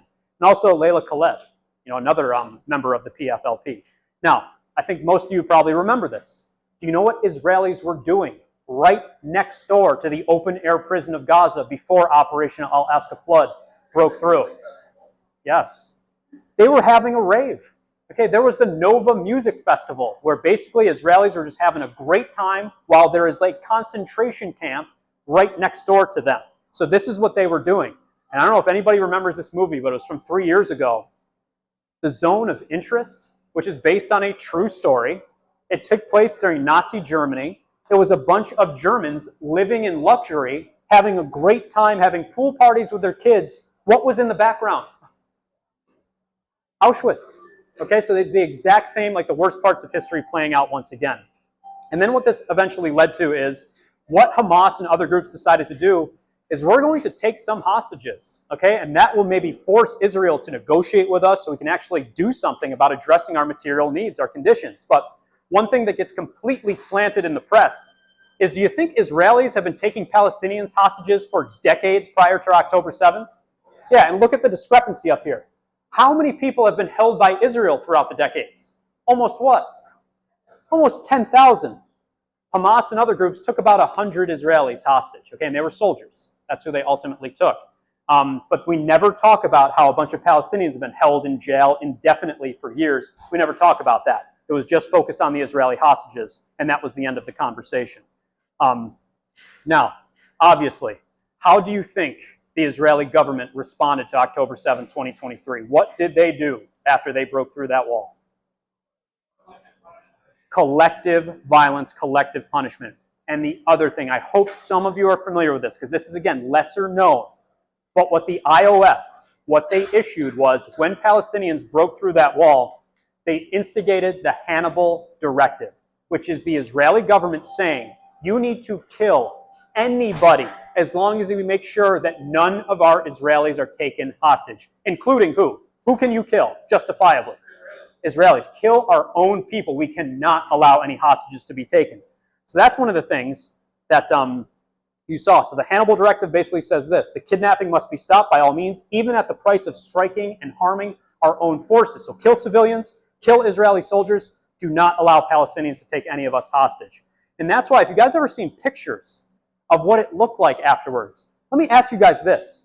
Do you think Palestinians, with the weaponry that they have, were capable of blowing up street lines of cars? Who did this? Israel. Do they have modern weaponry funded by the United States to do mass destruction like this? Of course. Okay, so you guys look at pictures of what this looked like afterwards. This was Israel shooting on its own people. Was this ever presented in the media, though? Not at all. Okay, and you guys, there's tons of stuff around this, but obviously, how do you think the capitalist media responded to what happened on October 7th? What did you see in the media right out of the gates? Release the hostages. Do you guys remember some of the fake stories that were generated in the press after October 7th? Does anybody remember the most infamous out of all of them? You got it. That Hamas took 40 children and beheaded 40 babies right out of nowhere. And who parroted that lie? Joe Biden, the President of the United States, said, we have footage of this happening. We've seen what Hamas has done to these children. It's absolutely vile, etc., etc. Easy question for those of you that know history just like this much. Has the Western world ever lied in the past to get the public on board with a violent war? Pick any moment in American history, you're going to find an example of that. So, I don't know. Remember the Maine for the Spanish-American War? The sinking of the Lusitania for World War I? The Gulf of Tonkin incident for the Vietnam War? The Naira testimony for the Gulf War in 1991? Or Iraq has weapons of mass destruction. We need to go in and stop Saddam. Were all these bold-faced lies? Do you think this is any different? No. Again, and that's what's so frustrating sometimes. People don't learn from history. Like, the evidence is right there in front of you. And even like Israel's own paper of record, okay, which is Haaretz, they reported eventually months later that said all those things about beheading babies, those are all completely fabricated. But was the cat already out of the bag at that point in time? They've already swayed public opinion, and that was really the goal behind all this. And one thing that I really want to clarify for people, that you are never going to see this in the mainstream press at all, is who are Hamas? What are they actually all about? And this is a pivotal quote from Assata Shakur, a member of the Black Panther Party in the United States. Only a fool lets somebody else tell him who his enemy is. Okay? So why don't we actually listen to Hamas leadership, read some of their literature, and see what they're actually all about instead of just listening to what the capitalist press ultimately says. So Hamas, the last time like Gaza was able to actually hold an election was back in 2006. They haven't been allowed to hold an election since. And Gaza, Hamas did win a plurality of seats. Okay, so they were voted in by the people of Gaza. And if you guys take a look at their charter, I want you to actually read this. And again, you're never going to see this. Hamas believes in and adheres to managing its Palestinian relations on the basis of pluralism, democracy, national partnership, acceptance of others, and the adoption of dialogue. The aim is to bolster unity, etc., in the hopes of fulfilling national goals. And what they actually want is this. Palestine is a land that was seized by a racist, anti-human, and colonial Zionist project, and they clearly delineate. Their problem is not with Jewish people. Who is it with? Zionism, okay? But you're never going to see the 2017 Hamas charter. Nobody's going to have critical thinking skills to actually read that and like understand what Hamas is about. And the other key thing, like Hamas, there's men and women that are part of this, but for the actual fighters in the resistance for Hamas's resistance movement, 85% of them are what? They're orphans, okay? They have no other way to push back against any of this. And that's why I want you to read this young child's quote up here. I'm waiting to grow up so I can become a resistance fighter. Step on his head like he stepped on mine, and shoot at him like he shot me. What was this kid doing? He was picking vegetables, okay? So like this has been forced upon him. So of course, a kid that grows up under these conditions is going to want to push back and free themselves by any means necessary. And I do want to take the time to play this for you, because again, you're not going to hear this anywhere else. This was an interview that Al Jazeera did with an actual Palestinian resistance fighter. This is crucial for you guys to listen to, so you get a different perspective on what these resistance fighters are all about. So I will jack up the volume as high as I can. It has subtitles. If you want to move closer, move, but you need to see this. He used to be a gym trainer, but life under Israeli occupation made him change course. أكثر شغلة احترافية بالانتشار صار. الناس بتعرف تشتغل بالجزائر 2013 استشهد. احترافية فلسطين يعني. إحنا اللي عايشين مع إسرائيل وإحنا نقدر نطبق شيء إسرائيل شو بدها. إسرائيل بدها تكون فلسطين، بدها شعب فلسطيني شرط. بدها إيانا بالتعديل يعني. إحنا نطالب الاحترام. مستحيل إسرائيل تعمل محل ثاني غير محل سياسي أو إنه في هدنة وسلام. مستحيل. هسه لو تجيب كل السلام اللي بالعالم حقيقة إسرائيل أعطاكين ثاني يوم بيعملوا مستوطنات، ثاني يوم بكرة، ثاني يوم بيكسروا، يعني بيكسروا الإسلام، صغار، شباب صغار، أشبال، واحد بيطلب من الشعب كله يكون ضد إسرائيل، مش نص صوته. He says his dream is to see Palestine free, so he can lead a regular life. أنا أعيش حياة طبيعية متوشة بروح البحر، راح كلنا بنسكت كلنا فيها. ولا طبيعة فلسطين بالجنة يعني، وأنا بالناس اللي بحب أروح أواجه الطبيعة، على الجبال والبحر. Will you ever see an interview like that in Western media? Why will you never, ever see that perspective? What does it do with these people? It humanizes them. Does he want to go out and start violent resistance? Was it pushed upon him? Yeah, and he has no other choice. Okay, so that's why, like, basically the question that Palestinians have ultimately had to grapple with is, do you think it's better to die on your feet fighting or to die begging on your knees? Civil disobedience has gotten them nowhere. Okay, so that's why a number of Palestinians decided we need to take up arms and actually fight back. And you go back to quotes like Malcolm X, look at history. You don't get freedom peacefully. Anyone who's depriving you of freedom isn't deserving of a peaceful approach. And that's backed up by history. All of these movements that I showed you guys at the beginning, they were mainly violent resistance that ultimately liberated these people. That's what history tells us. Even our own nation. How was our own nation founded? By peaceful resistance? No, it wasn't done that way. Because the problem is this. What happens when you historically negotiate with a settler colonial entity? What usually happens to you when you're willing to negotiate with an entity like that? Capitulation. I'll give you a sad example. Native Americans. They signed over 500 treaties with the United States government. What did the United States government do with every single one of those treaties? Broke them. Okay, and that's why, I don't know if you guys have ever seen this map. It's one of those telling things that I show in my classes, but this is what land would look like in the United States if Native American treaties were actually honored. Does that look a little bit different from what our nation looks like today? Because that's what it really looks like for Native Americans. And that's what you get by negotiating with a settler colonial entity. That's what ultimately happens. They're going to take advantage of you. And that's why you look at this connection up here. By negotiating with Israelis, what has happened? Has it led to liberation? No, it's the direct opposite. So that's why, there's historic parallels as well. But another point that I want to clarify for you, regardless of whatever you think of this, Do Palestinians have the international right to violently resist occupation? Yes. Okay, so whether you agree with it or not, I don't really give a damn. Because at the end of the day, the UN has said that the right of armed struggle is legal for those that are trying to fight for self-determination. That is guaranteed under the UN Charter that was passed in 1990. So they have the right to do this, whether you like it or not.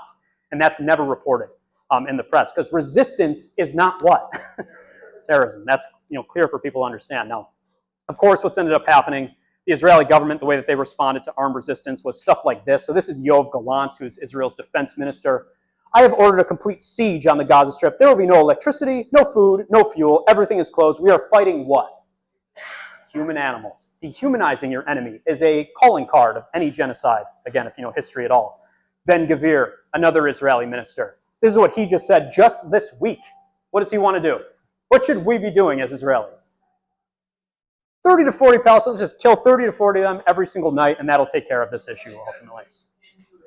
As a noose pin to his shirt, and to back up that point, he just is going to pass execution legislation in Israel where they're going to openly hang Palestinians and live stream it so they can view it at home.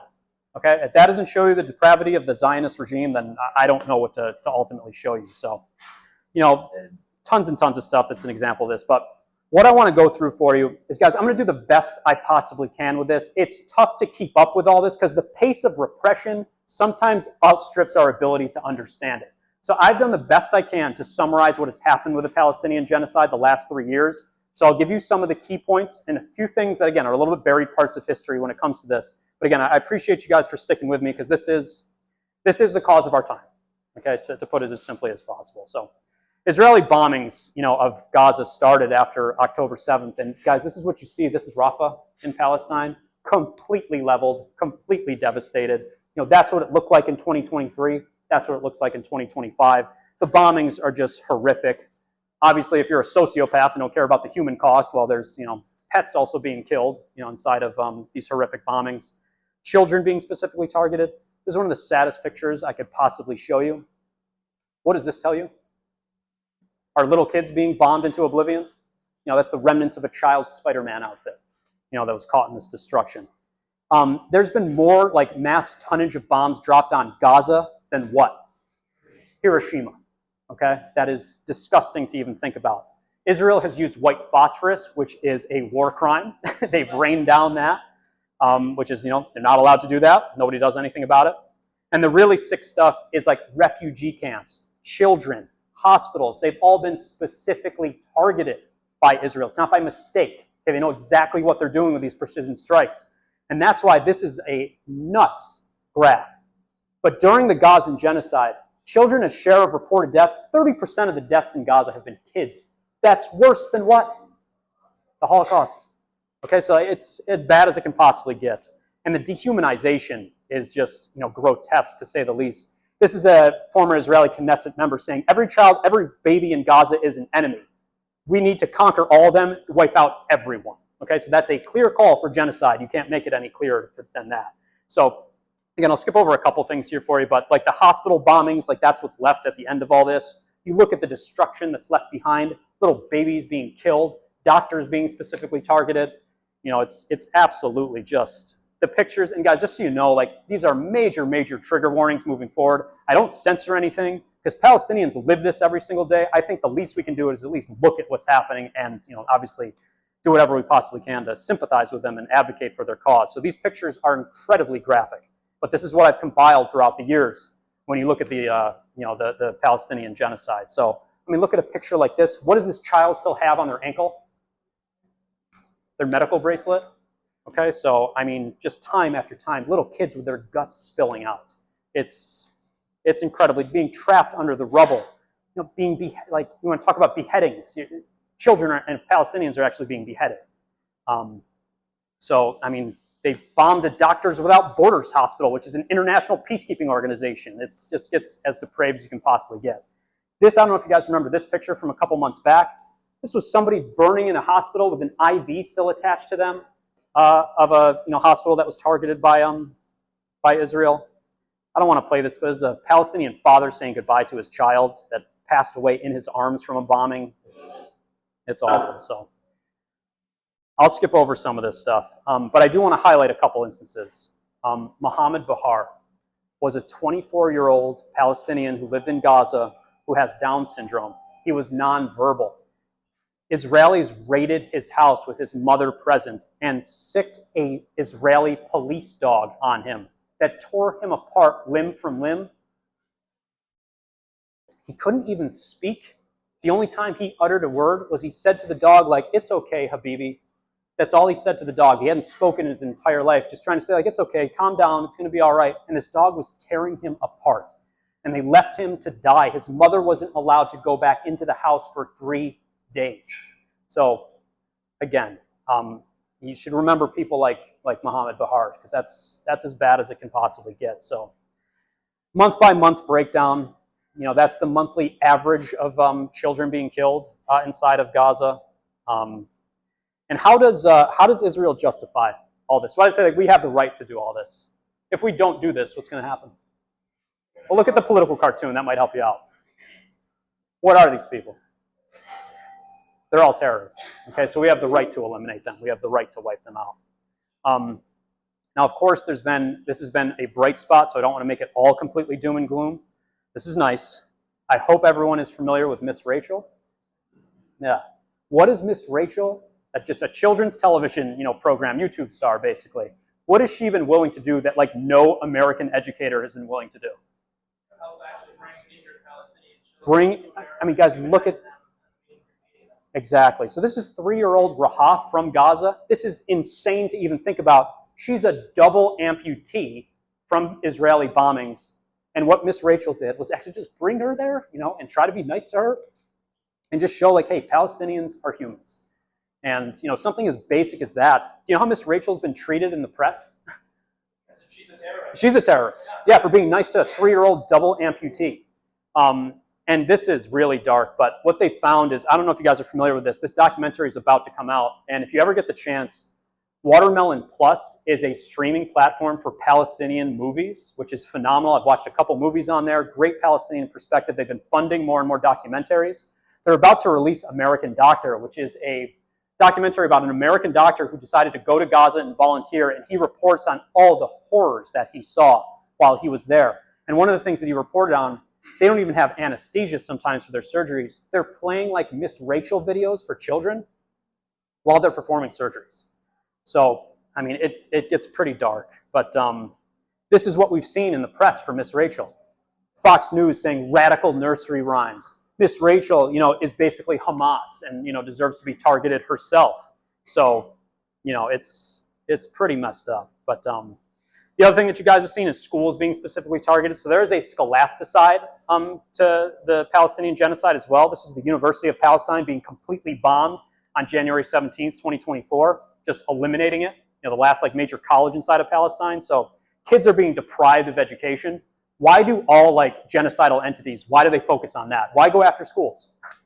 Because you can't, the youth aren't educated. Why they're oppressed and they exist. Exactly. Okay, and then journalists and writers being specifically targeted as well. So what you are seeing is the press being specifically highlighted and destroyed by Israelis. There have been more journalists killed in Gaza than all the journalists that were killed covering World War II. So that's how specific Israel gets with this targeting. And the other thing that they do, and this is a very interesting graph, where are a lot of journalists killed? 49% are killed where? In their homes. Okay, so they know where these Palestinian journalists live. We're going to bomb their house and kill them and take them out. And again, the thing that really pisses me off about this is, what does it say about our journalists back here in the United States that don't even mention this whatsoever? Exactly. Like, wouldn't you, like, want to close ranks with fellow journalists? But no, they're Palestinians, so don't worry about them. It's, dehumanizing to say the least. So there's tons of examples of the press being specifically targeted. And, teachers as well. So, Rifat al-Rir was murdered by an Israeli airstrike. He was a poet. He was a teacher that wrote beautiful poetry about, like, the freedom that he wants to see for Palestinians. That was too much for Israel. So he was specifically targeted in an airstrike and killed just a couple years back during the genocide. The other thing that you guys are seeing is specifically targeting infrastructure. So look at the breakdown of some of the stuff that I have up here. 92% of homes being killed, 95% of schools, commercial facilities, road networks being specifically targeted. That's the systematic destruction that we're seeing inside of Gaza. Water becoming incredibly scarce. Any like aid trucks or ships that show up, what does Israel do with them? Stops them from being able to deliver aid. Yeah, they just go, and I have video of it. I'll skip it for you guys, but you guys can see like Israelis going to like wheat, like trucks that are filled with wheat and basic, food and necessities, just taking it all and stealing it so it doesn't get to Palestinians at all. So it's becoming incredibly dire, incredibly desperate. And I just found this study. It just came out. I think I have it in a different spot, but Gazans rely on humanitarian aid for 95% of all their food now. Okay, so if Israel is blocking their food, that's where you're seeing mass starvation start to set in. They are completely relying on that because they can't grow their own food. They can't produce any of that stuff. Aid workers also being targeted. Do you guys remember this? This was a couple years back, but the World Central Kitchen convoy was specifically bombed by Israel. This is an international organization that goes to war-torn areas and feeds people that are in the worst possible position you can imagine. Israel bombed these buses that were carrying food. There was 7 international workers, a couple Canadians, a couple Americans that were bombed by Israel for trying to deliver food to starving Palestinians. And I gotta have a bone to pick with actually the leader of the World Central Kitchen, who's Jose Andreas. He said in an interview after this bombing took place, like, I will forever have to live with this. It is unforgivable. What did he say, though, later in that same interview? Israel does have the right to do what, though? They do have the right to defend itself, however. And you guys saw the same thing, this was during the Biden administration, saying like, yeah, that bombing of our own citizen was bad with the WCF bombing. However, Israel has the right to what? They live in a tough neighborhood. They have the right to defend themselves. So actually, it's okay. An American citizen was killed. Doesn't matter. Okay, let me skip over a couple things for you guys. But like I said, Israeli society, you're not going to see many changes with that. These pictures are just disgusting, but I do want to highlight this stuff. I don't want to be too graphic, but Israeli soldiers, after they conquer these areas and basically genocide an entire group of people, do you see what this IOF soldier is doing? He is pleasuring himself as he watches the sunrise of the territory that he just bombed and bombarded. They go into Palestinian homes, they humiliate women and take their delicate things and whatnot, and it's sickening. This was a version of Tinder in Israel. This is an IOF soldier proudly standing next to all the basically women that he's destroyed inside of the country. So like I said, the rot grows pretty deep. And there's tons of examples of this, but I do want to get through a couple other things. Now, American politicians' reactions to this has been exactly what you would think. This is Trump back in 2025. We will take over Gaza. We will own it. So that's pretty clear. This was Biden. I don't know if you guys remember this. This is when he was asked about, is a ceasefire imminent? He was just hanging out, eating ice cream, saying maybe we'll get to it, maybe we won't. Who really cares? No big deal. That's why his name was Genocide Joe, during his time in office. That's one of the big reasons why his approval rating started to drop, as people were finally waking up to the Palestinian genocide and realizing that he was funding it. And even Kamala Harris, okay? How much money does she take from AIPAC? Almost $10 million. She's very close with Netanyahu and the Israeli government. And I do have to also throw AOC under the bus. AOC, during the Democratic convention, do you remember what she went on stage and claimed about Kamala Harris? She's working tirelessly for a genocide. Was she? Blatant lie. Okay, so that was very disappointing to see, because in the past, AOC has voted for funding of the Iron Dome inside of Israel, so not great. And what people are starting to realize is, Kamala Harris lost. And a big reason why, she was not supportive of the Palestinian cause, and people started to wise up to that. So that's why you are starting to see a slight change of Americans starting to realize, hey, if you take money from AIPAC, if you do these sorts of things, you're way more beholden to Israel than you are to us as American citizens. So you're starting to see a pushback against that, which I think is a bright spot. But, all right, a few other Lindsey Graham, obviously a huge Zionist. Nancy Pelosi, huge Zionist. Ted Cruz, another massive Zionist. But the question I want to ask you guys, this is something that I really want to clarify for Americans. Why do, people like Ted Cruz, evangelical Christians, do you know why they support Israel with such a fervor? Why are they so supportive of it?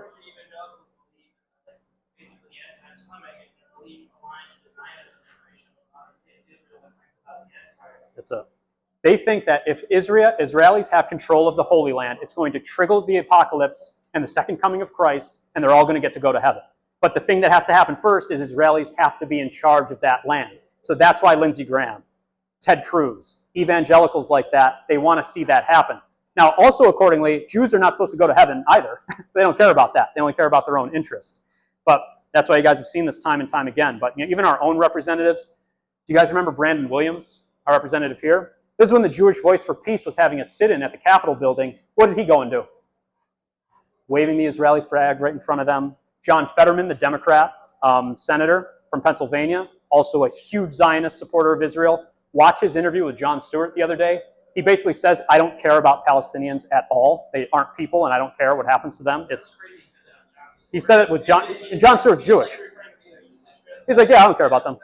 No problem. Governor Hochul, huge Zionist as well. Again, it's what you would typically think. There is one Palestinian American member of the United States Congress, and it's Rashida Tlaib. And what she ultimately did is she went on the floor of Congress and said, hey, maybe we should stop doing and funding what Israel's doing inside of Palestine. They censured her, which if you guys don't know, if you get censured by the House of Representatives, it's a fancy way of being told to shut the hell up. Okay, so she just wanted to say like, hey, this is bad. She wasn't allowed to speak for like a week on the floor just for saying like, hey, maybe we should stop a genocide. So yeah, and then guys, one of the biggest things I do want to focus on is the media's framing of this. So I really like this political cartoon. It's obvious what Israel is doing to Gaza. Who's also playing and enabling this all to take place? The mainstream media. Okay, so that's why if you guys look at some of the breakdowns and you look at media coverage, it's disproportionate. As the death toll rises for Palestinians, what does the white line show you for media coverage? More Palestinians are dying than ever before, and what's the media doing? Let's bury it. Let's forget about it. Don't even cover it. And also the way that it's framed from time to time. It's always called, if like an Israeli dies, it's called a slaughter. Do you think they apply the same terminology when Palestinians are slaughtered? Not at all. And that, again, gives you the breakdown of just how dire that actually is. And again, this is that soft language that you see from time to time. Gaza Strip protesters received bullet wounds to ankles, medics say. However, on the flip side, Hamas's murderous attack. Do you understand what the media is doing here? If a Palestinian dies, who cares? They received a bullet wound and died. If an Israeli dies, it's a murderous, bloodthirsty attack. There's a huge difference there. Exactly. Right. And guys, the New York Times, they have a deep, deep connection to the Zionist entity. Do you recognize any of these famous New York Times columnists up here? That's David Brooks.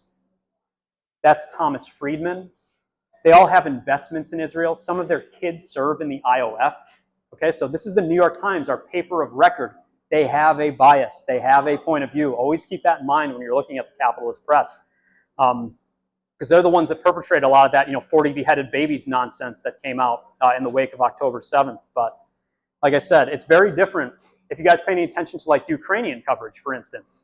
People in Ukraine that are fighting against Russia, how are they phrased in the media? They're heroes, but Palestinians they're terrorists. Serves Western interests.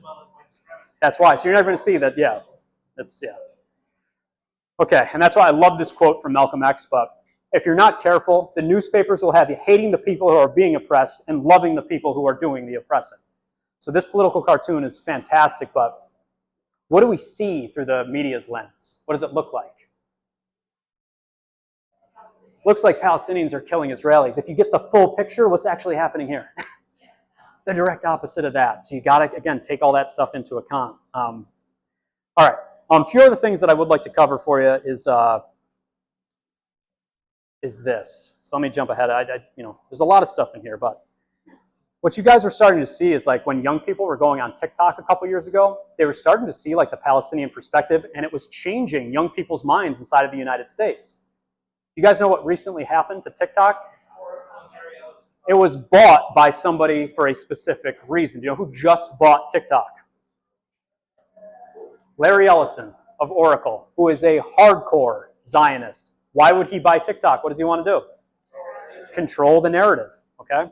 And that's why, guys, this is something new that I've added to this presentation that I think is fascinating. So, I appreciate you all for sticking with me, but Israel and pop culture. Is anybody familiar with the Israeli term Hasbara? Yes. Do you know what that means? Their propaganda wing, okay? And it runs fairly deep. Israel puts a bunch of money into like even American pop culture that I don't think a lot of Americans realize when they're watching TV, when they're watching the news.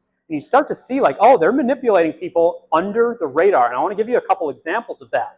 So DropSite just put out a whole study on this, but basically like they're also training AI chatbots to like spit out certain pro-Israeli points of view. But there's books that have been written about this, but I want to show you guys a couple very famous pieces of American media that I think we're familiar with. Does everybody know Friends? Okay. Friends. I remember watching this as a kid, and I was like, that's kind of weird that they would mention this, but Chandler, one of the main characters in Friends, out of nowhere starts dating a woman that was a member of the Israeli army, and all he talks about is how awesome all the adventures that she went on was. What adventures do you think this character was taking part in? Colonization? Yeah, but it was totally cool. Because the creator of Friends is Marta Kaufman, who's spoken at AIPAC lobbies, has taken money from AIPAC. She's the creator of Friends. There's a reason why that point of view is pushed. Another great example, and my wife's going to be super disappointed by this, but she already knows it anyway. One of her favorite shows, Gilmore Girls. Okay? Gilmore Girls is written by Amy Sherman Palladino, who is a staunch Zionist. And you guys notice this. In Rory's bedroom up here, what was there? Little poster of Israel, you know, and talking about the Israeli point of view. Now, I'll skip over a couple of these. One I do want to mention, NCIS, which is just like the most boomer-pilled show that you could possibly imagine. Everybody knows that. But one of the main characters is a Mossad agent. How is she presented, though, through NCIS? She's a hero. She's amazing. Okay, Mossad, if you don't know, has committed like horrific assassinations across the planet during their time. It's basically the Israeli version of the CIA that coordinates attacks and does, you know, basically what our CIA does. But other shows, I don't know about if you guys know about this, but The Marvelous Mrs. Maisel is based off of Joan Rivers, the American comedian.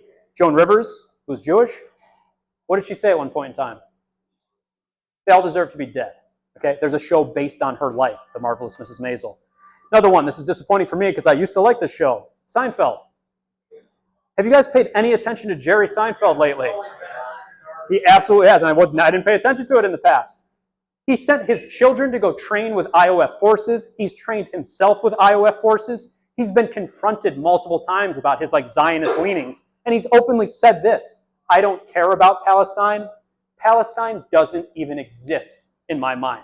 Complete dehumanization. And the last example that I want to go through, Jeopardy. You guys would not think, like, what the hell is he talking about with Jeopardy? This was a clue 10 years ago on Jeopardy. Where's that church? Okay, for 200 bucks. Easy question. Built in the 1300s AD, the Church of Nativity. Do you know what a contestant responded with? He said, what is Palestine? Guess what Alex Trebek said? Nope. Another person buzzed in. So she said, what is Palestine? The next contestant buzzed in and said what? What is Israel? And what did Alex Trebek say? You're right. That's it. You got the answer correct. This has been very tough for me because I watch Jeopardy every single night, but once you see it, you can't unsee it. The head writer of Jeopardy is Billy Weiss. His mother is a neocon Zionist who has written pro-Israeli pieces of propaganda throughout her entire life, and her son is no different. He is the head writer of Jeopardy. And that's why, if you guys look at the archive of Jeopardy, I ran out of space on here, but there is over 1,000 clues based on Israel the last few decades. So I can't even show you guys. God, this just goes down to 2024, okay? This goes all the way back in Jeopardy's history. There's such a slanted point of view for Israel. In something like Jeopardy that you don't think of, that's how far the Hasbara actually goes. And that's why, I don't know if you guys know Mayim Bialik. She was being pushed as being the next host of Jeopardy. She is a hardcore Zionist that at one point tried to promote this children's book from the Israeli point of view. Can you guys read what that book's name is? Under the Rocket's Glow. Saying like, hey, what should Israeli children like enjoy and take in? The bombing of Palestinians. So, like I said, it goes pretty deep. So that's why the point that I want to make is this. Why is it always important to keep a critical thinking like hat on? Keep that critical lens even when you're consuming something like pop culture.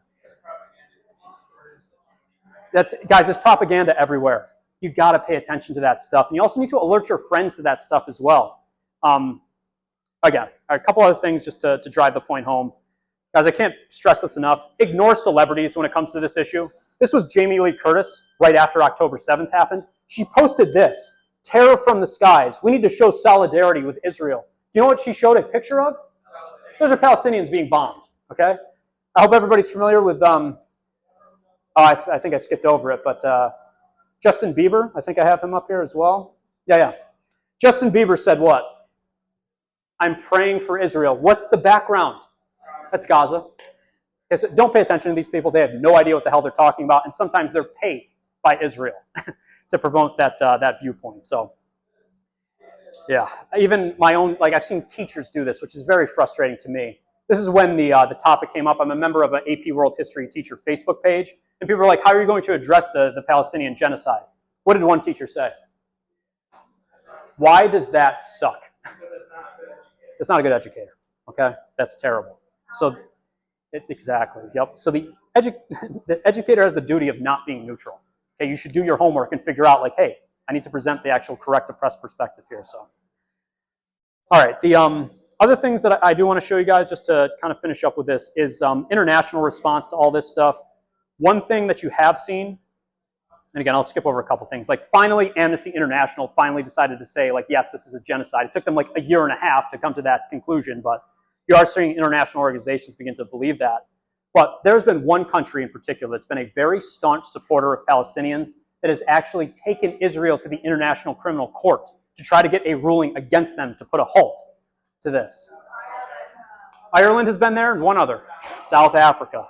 Why do you think South Africans align so closely with Palestinians? Yes, the PLO back then. Is there an apartheid connection between these two? Yes. So that's why you guys go back to Nelson Mandela. Our freedom is incomplete without the freedom of Palestinians. So there's a deep connection between these two countries. The Vietnamese as well. Yep. The Irish, like I said. The Venezuelans, too. Nicolas Maduro, huge supporter of Palestine. What has happened to him? Exactly. He's rotting away in a New York City prison right now. So being illegally kidnapped by our government. But they were eventually taken to the International Criminal Court. And what the ICJ ultimately ruled is that it was a preliminary ruling, but saying, like, yeah, Israel needs to stop. We do have, charges against Netanyahu and his government. They do need to halt this. We need to have a ceasefire, etc. But when Biden was president during all this, he said, I don't care what the ICJ says. We're going to dismiss their case. We're not going to pay a damn piece of attention to what's been happening there. So, unfortunately, you haven't really seen much change with that. So, there have been arrest warrants issued for Netanyahu and Yoav Gallant, who I showed you as well. But Biden has openly said these are outrageous claims. I want nothing to do with that. But all right, real quick, Mamdani. I do want to give him credit for this. He did have a major statement a couple weeks back. What did he openly say about Netanyahu, which was a step in the right direction? He's a war criminal. However, what did he also say at the end of that press conference? I don't have the authority to actually arrest him. Now, that's very different from when Mamdani was campaigning for mayor. He said, I will do whatever I have to do to arrest Netanyahu if he comes here. And guys, this is about to happen. Netanyahu is coming to the UN meeting in New York City in September. Okay, so that's why this all popped up in the first place. But Mamdani has backtracked on his campaign promise and said, no, I'm not actually going to arrest him. Right. But my pushback against that would be like, does anybody care about international law? No. So, like, could he do it if he does? He have control of the NYPD? Could he order them to go do it? Great segue. Great segue. That's the point that I'm trying to make. His police commissioner, who he had the opportunity to fire when he first became mayor, is Jessica Tisch. Jessica Tisch is an open Zionist. He refused to fire her. He wouldn't do it because he thought it's going to lead to too much backlash against him from like Jewish population inside of New York City. Jessica Tisch has openly marched in the New York City Israeli parade with like war criminals, but he won't fire her. And that, to me, that's very disappointing. So Mamdani, good on some things, but also I don't want to see a politician start to backslide on some of their campaign promises. That's dangerous. That's a very slippery slope. All right, last major thing that I'll go through is what was happening on college campuses. If you guys have the opportunity, another fantastic documentary that I highly, highly recommend. I actually went to Albany with my wife and to see this Oh, no, I just went by myself for this. Never mind. It's the encampments, which documented like what college students were doing to try to end the Palestinian genocide. So this was part of the BDS movement, because what college students started to realize was our like endowments for some like Columbia, some of these major universities in the United States, they're funded by Israeli funds. So we need to go right to the source, tell our administration at these colleges, we don't want our money to be invested from Israel. We don't want to take any of that blood money, essentially. So they held massive sit-ins. I'm sure you guys are familiar with most of these pictures, so I'll skip over a lot of them. But this was a huge moment a couple years ago where you saw college students starting to take direct action, civil disobedient protests, trying to push these administrations to stop the genocide any way that they possibly could. These kids were attacked by police forces, by campus security. They went through hell, trying to fight back against all this. So just to skip ahead a little bit for some of this stuff, but the thing that connects the dots on all of this, I hope, are you guys familiar with the story of Hein Rajab? Okay. What happened to Hein Rajab, and it'll tie into the college protests here in a second. What happened to Hein Rajab is, I mean, everything's bad with the things that we're talking about. What happened to this 5-year-old girl is as bad as it can possibly get. She was shot over 330 times while waiting for the Red Cross to show up to evacuate her out of Gaza. The IOF opened fire knowing that the Red Cross was on the way, knowing that there was a child inside of this car, just shot every bullet you could possibly imagine into this precious little girl. I don't want to, I don't know. Guys, this is the actual 911 call that Hein Rajab made.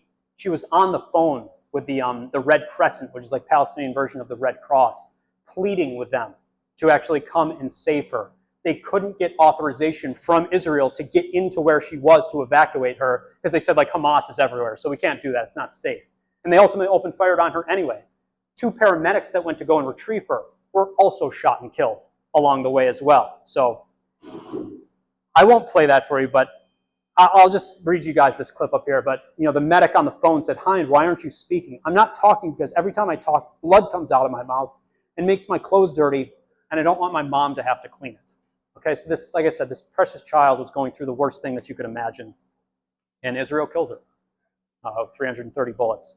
But to tie it back to the college campus protests, at Columbia University, what the college students set up, they did a massive sit-in of what they renamed as Heinz Hall. They wanted to do a sit-in in memory of Hein Rajab.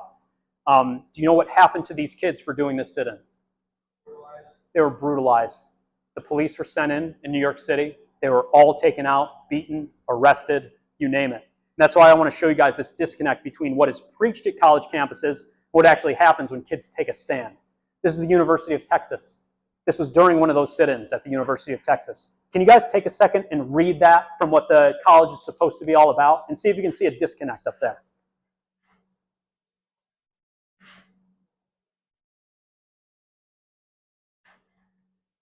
What do they want kids to do? Change the world. What happens when they actually try to change the world? You shut up. Yeah, exactly. Get back to it. Another fantastic film. This is on Watermelon Plus. The Voice of Hein Rajab. What they did was they hired Palestinian actors. They took the actual 911 call of Hein Rajab on the phone and recreated like what she experienced and what the medics that were trying to get to her experienced, what the medics on the phone were doing, trying to calm her down during all of this, and ultimately the brutal slaughter of her at the end. But again, I highly recommend you guys watch this film. It really does show you the tragedy of what happened to Hein Rajab. And now when this initially happened, this is obvious. What do you think Israel said when they were accused of firing on Hein Rajab? It was we didn't do it. We had nothing to do with it. This just came out 2 days ago. Israel finally admitted that, hey, yeah, maybe we're going to look into what happened to her. It's maybe something that we should pay attention to. And guys, that is rinse and repeat for Israel. They always deny until years later, and they finally say, oh yeah, we did do that, but it's too late for you to do anything about it, so don't worry about it. Aaron Bushnell, I do also want to highlight. Do you know what Aaron Bushnell, who was an American service member, once he started to realize how brutal the Palestinian genocide was, do you know what he decided to do? He self-immolated while chanting Free Palestine, okay, just to try to wake people up to the injustices that Palestinians are facing. And guys, like the death toll, you see these numbers all over the chart, but one study that I do want to highlight, I don't know if anybody's familiar with The Lancet. It's one of the best medical journals in the United States. you've seen reports of like, oh, maybe like 3,000 Palestinians have been killed, maybe like 7,000. The Lancet has actually done a study. What's that number closer to? Oh, it's 200,000, okay, and it's just climbing. It's just climbing every single day. Because the life expectancy now in Gaza is just 40 years old. You can't even wrap your head around that. So, last thing that I'll cover for you, because I do want to explain this to people, and then again, like I said, I really appreciate you guys sticking with me, is the ceasefire today. The ceasefire that was agreed to back in 2025, I want to ask you guys this first. Can a nation built on the foundations of settler colonialism be restrained with a ceasefire agreement or some sort of court ruling? Exactly. Okay, so this ceasefire agreement that was agreed to back in October of 2025, phase 1 was agreed to. So let me walk you through this. Israel would withdraw its troops, but only up to what? Only up to a point. We're still going to occupy 50% of Gaza. Okay. Hamas is going to release all the rest of the Israeli hostages. Israel will release a couple, like 2,000 out of the 10,000 Palestinian hostages, so we're going to give you a couple of your people back. And we're finally going to allow aid materials to flow into Gaza for the first time when 95% of them rely on humanitarian aid. And then everything else will kind of be figured out later on. But what Israel really wants is this. Look at bullet point number 2 up here. What is Israel really after? What do they want Palestinians to agree to? Why do they want them to demilitarize? Is it game over at that point? That's what it's really all about. And this ceasefire, just within the first few days of it, Israel violated it right out of the gates. What do you think was supposed to happen when that ceasefire was broken? Was the U.S. supposed to do something about it? Of course, nothing has happened. Nothing has changed. So, they still occupy 58% now of the Gaza Strip. Jared Kushner has been placed in charge of monitoring the ceasefire agreement, who's Trump's son-in-law, who's a hardcore Zionist as well. So the Gaza ceasefire has been a complete joke, because this is the update that I have. So this is what's been taking place the last few weeks in particular. Israel has continually violated this. Okay, there's been thousands of Palestinians killed since October 2025. All the Israeli hostages were returned, but Hamas will not demilitarize for the reasons like we just talked about. They know that it's game over if they actually do that. And 72% of Palestinians are opposed to demilitarization. They also know that it's going to be game over if they agree to that. So Trump's Board of Peace, which is now completely staffed by Zionists and actually meets with Netanyahu to figure out the details of all this stuff, has said well, then the slaughter is just going to continue until they ultimately agree to this. So we're going to pound them into oblivion until we get exactly what we want. So Netanyahu and the Israeli government has been violating the ceasefire time and time again, and that is the sticking point, is disarmament. And they want it for a specific reason. And Palestinians are smart enough to realize we can't do that. We need to hold the line. So you're seeing more settlements being built both in Gaza and in the West Bank. Because what Israel's really after, if I go back to the point that I made at the beginning, this is what Israel wants. Are they going to stop at Palestine? No, they want to. You guys know what is happening in Lebanon now currently. They're going after the Lebanese because Hezbollah is brave enough to stand up to Israel. They don't like that, so they're now going and attacking southern Lebanon. So guys, I want to show you a couple pictures from what Israel's doing inside of Lebanon, but they're blowing up mosques, they're blowing up hospitals, they're targeting people just like they targeted Palestinians. Tons of war crimes, against ambulances and targeting aid workers, just like usual. Let me show you this. This is insane. Israel is using old school medieval trebuchets to launch firebombs into southern Lebanon to blow up their farms. Let me play this clip for you.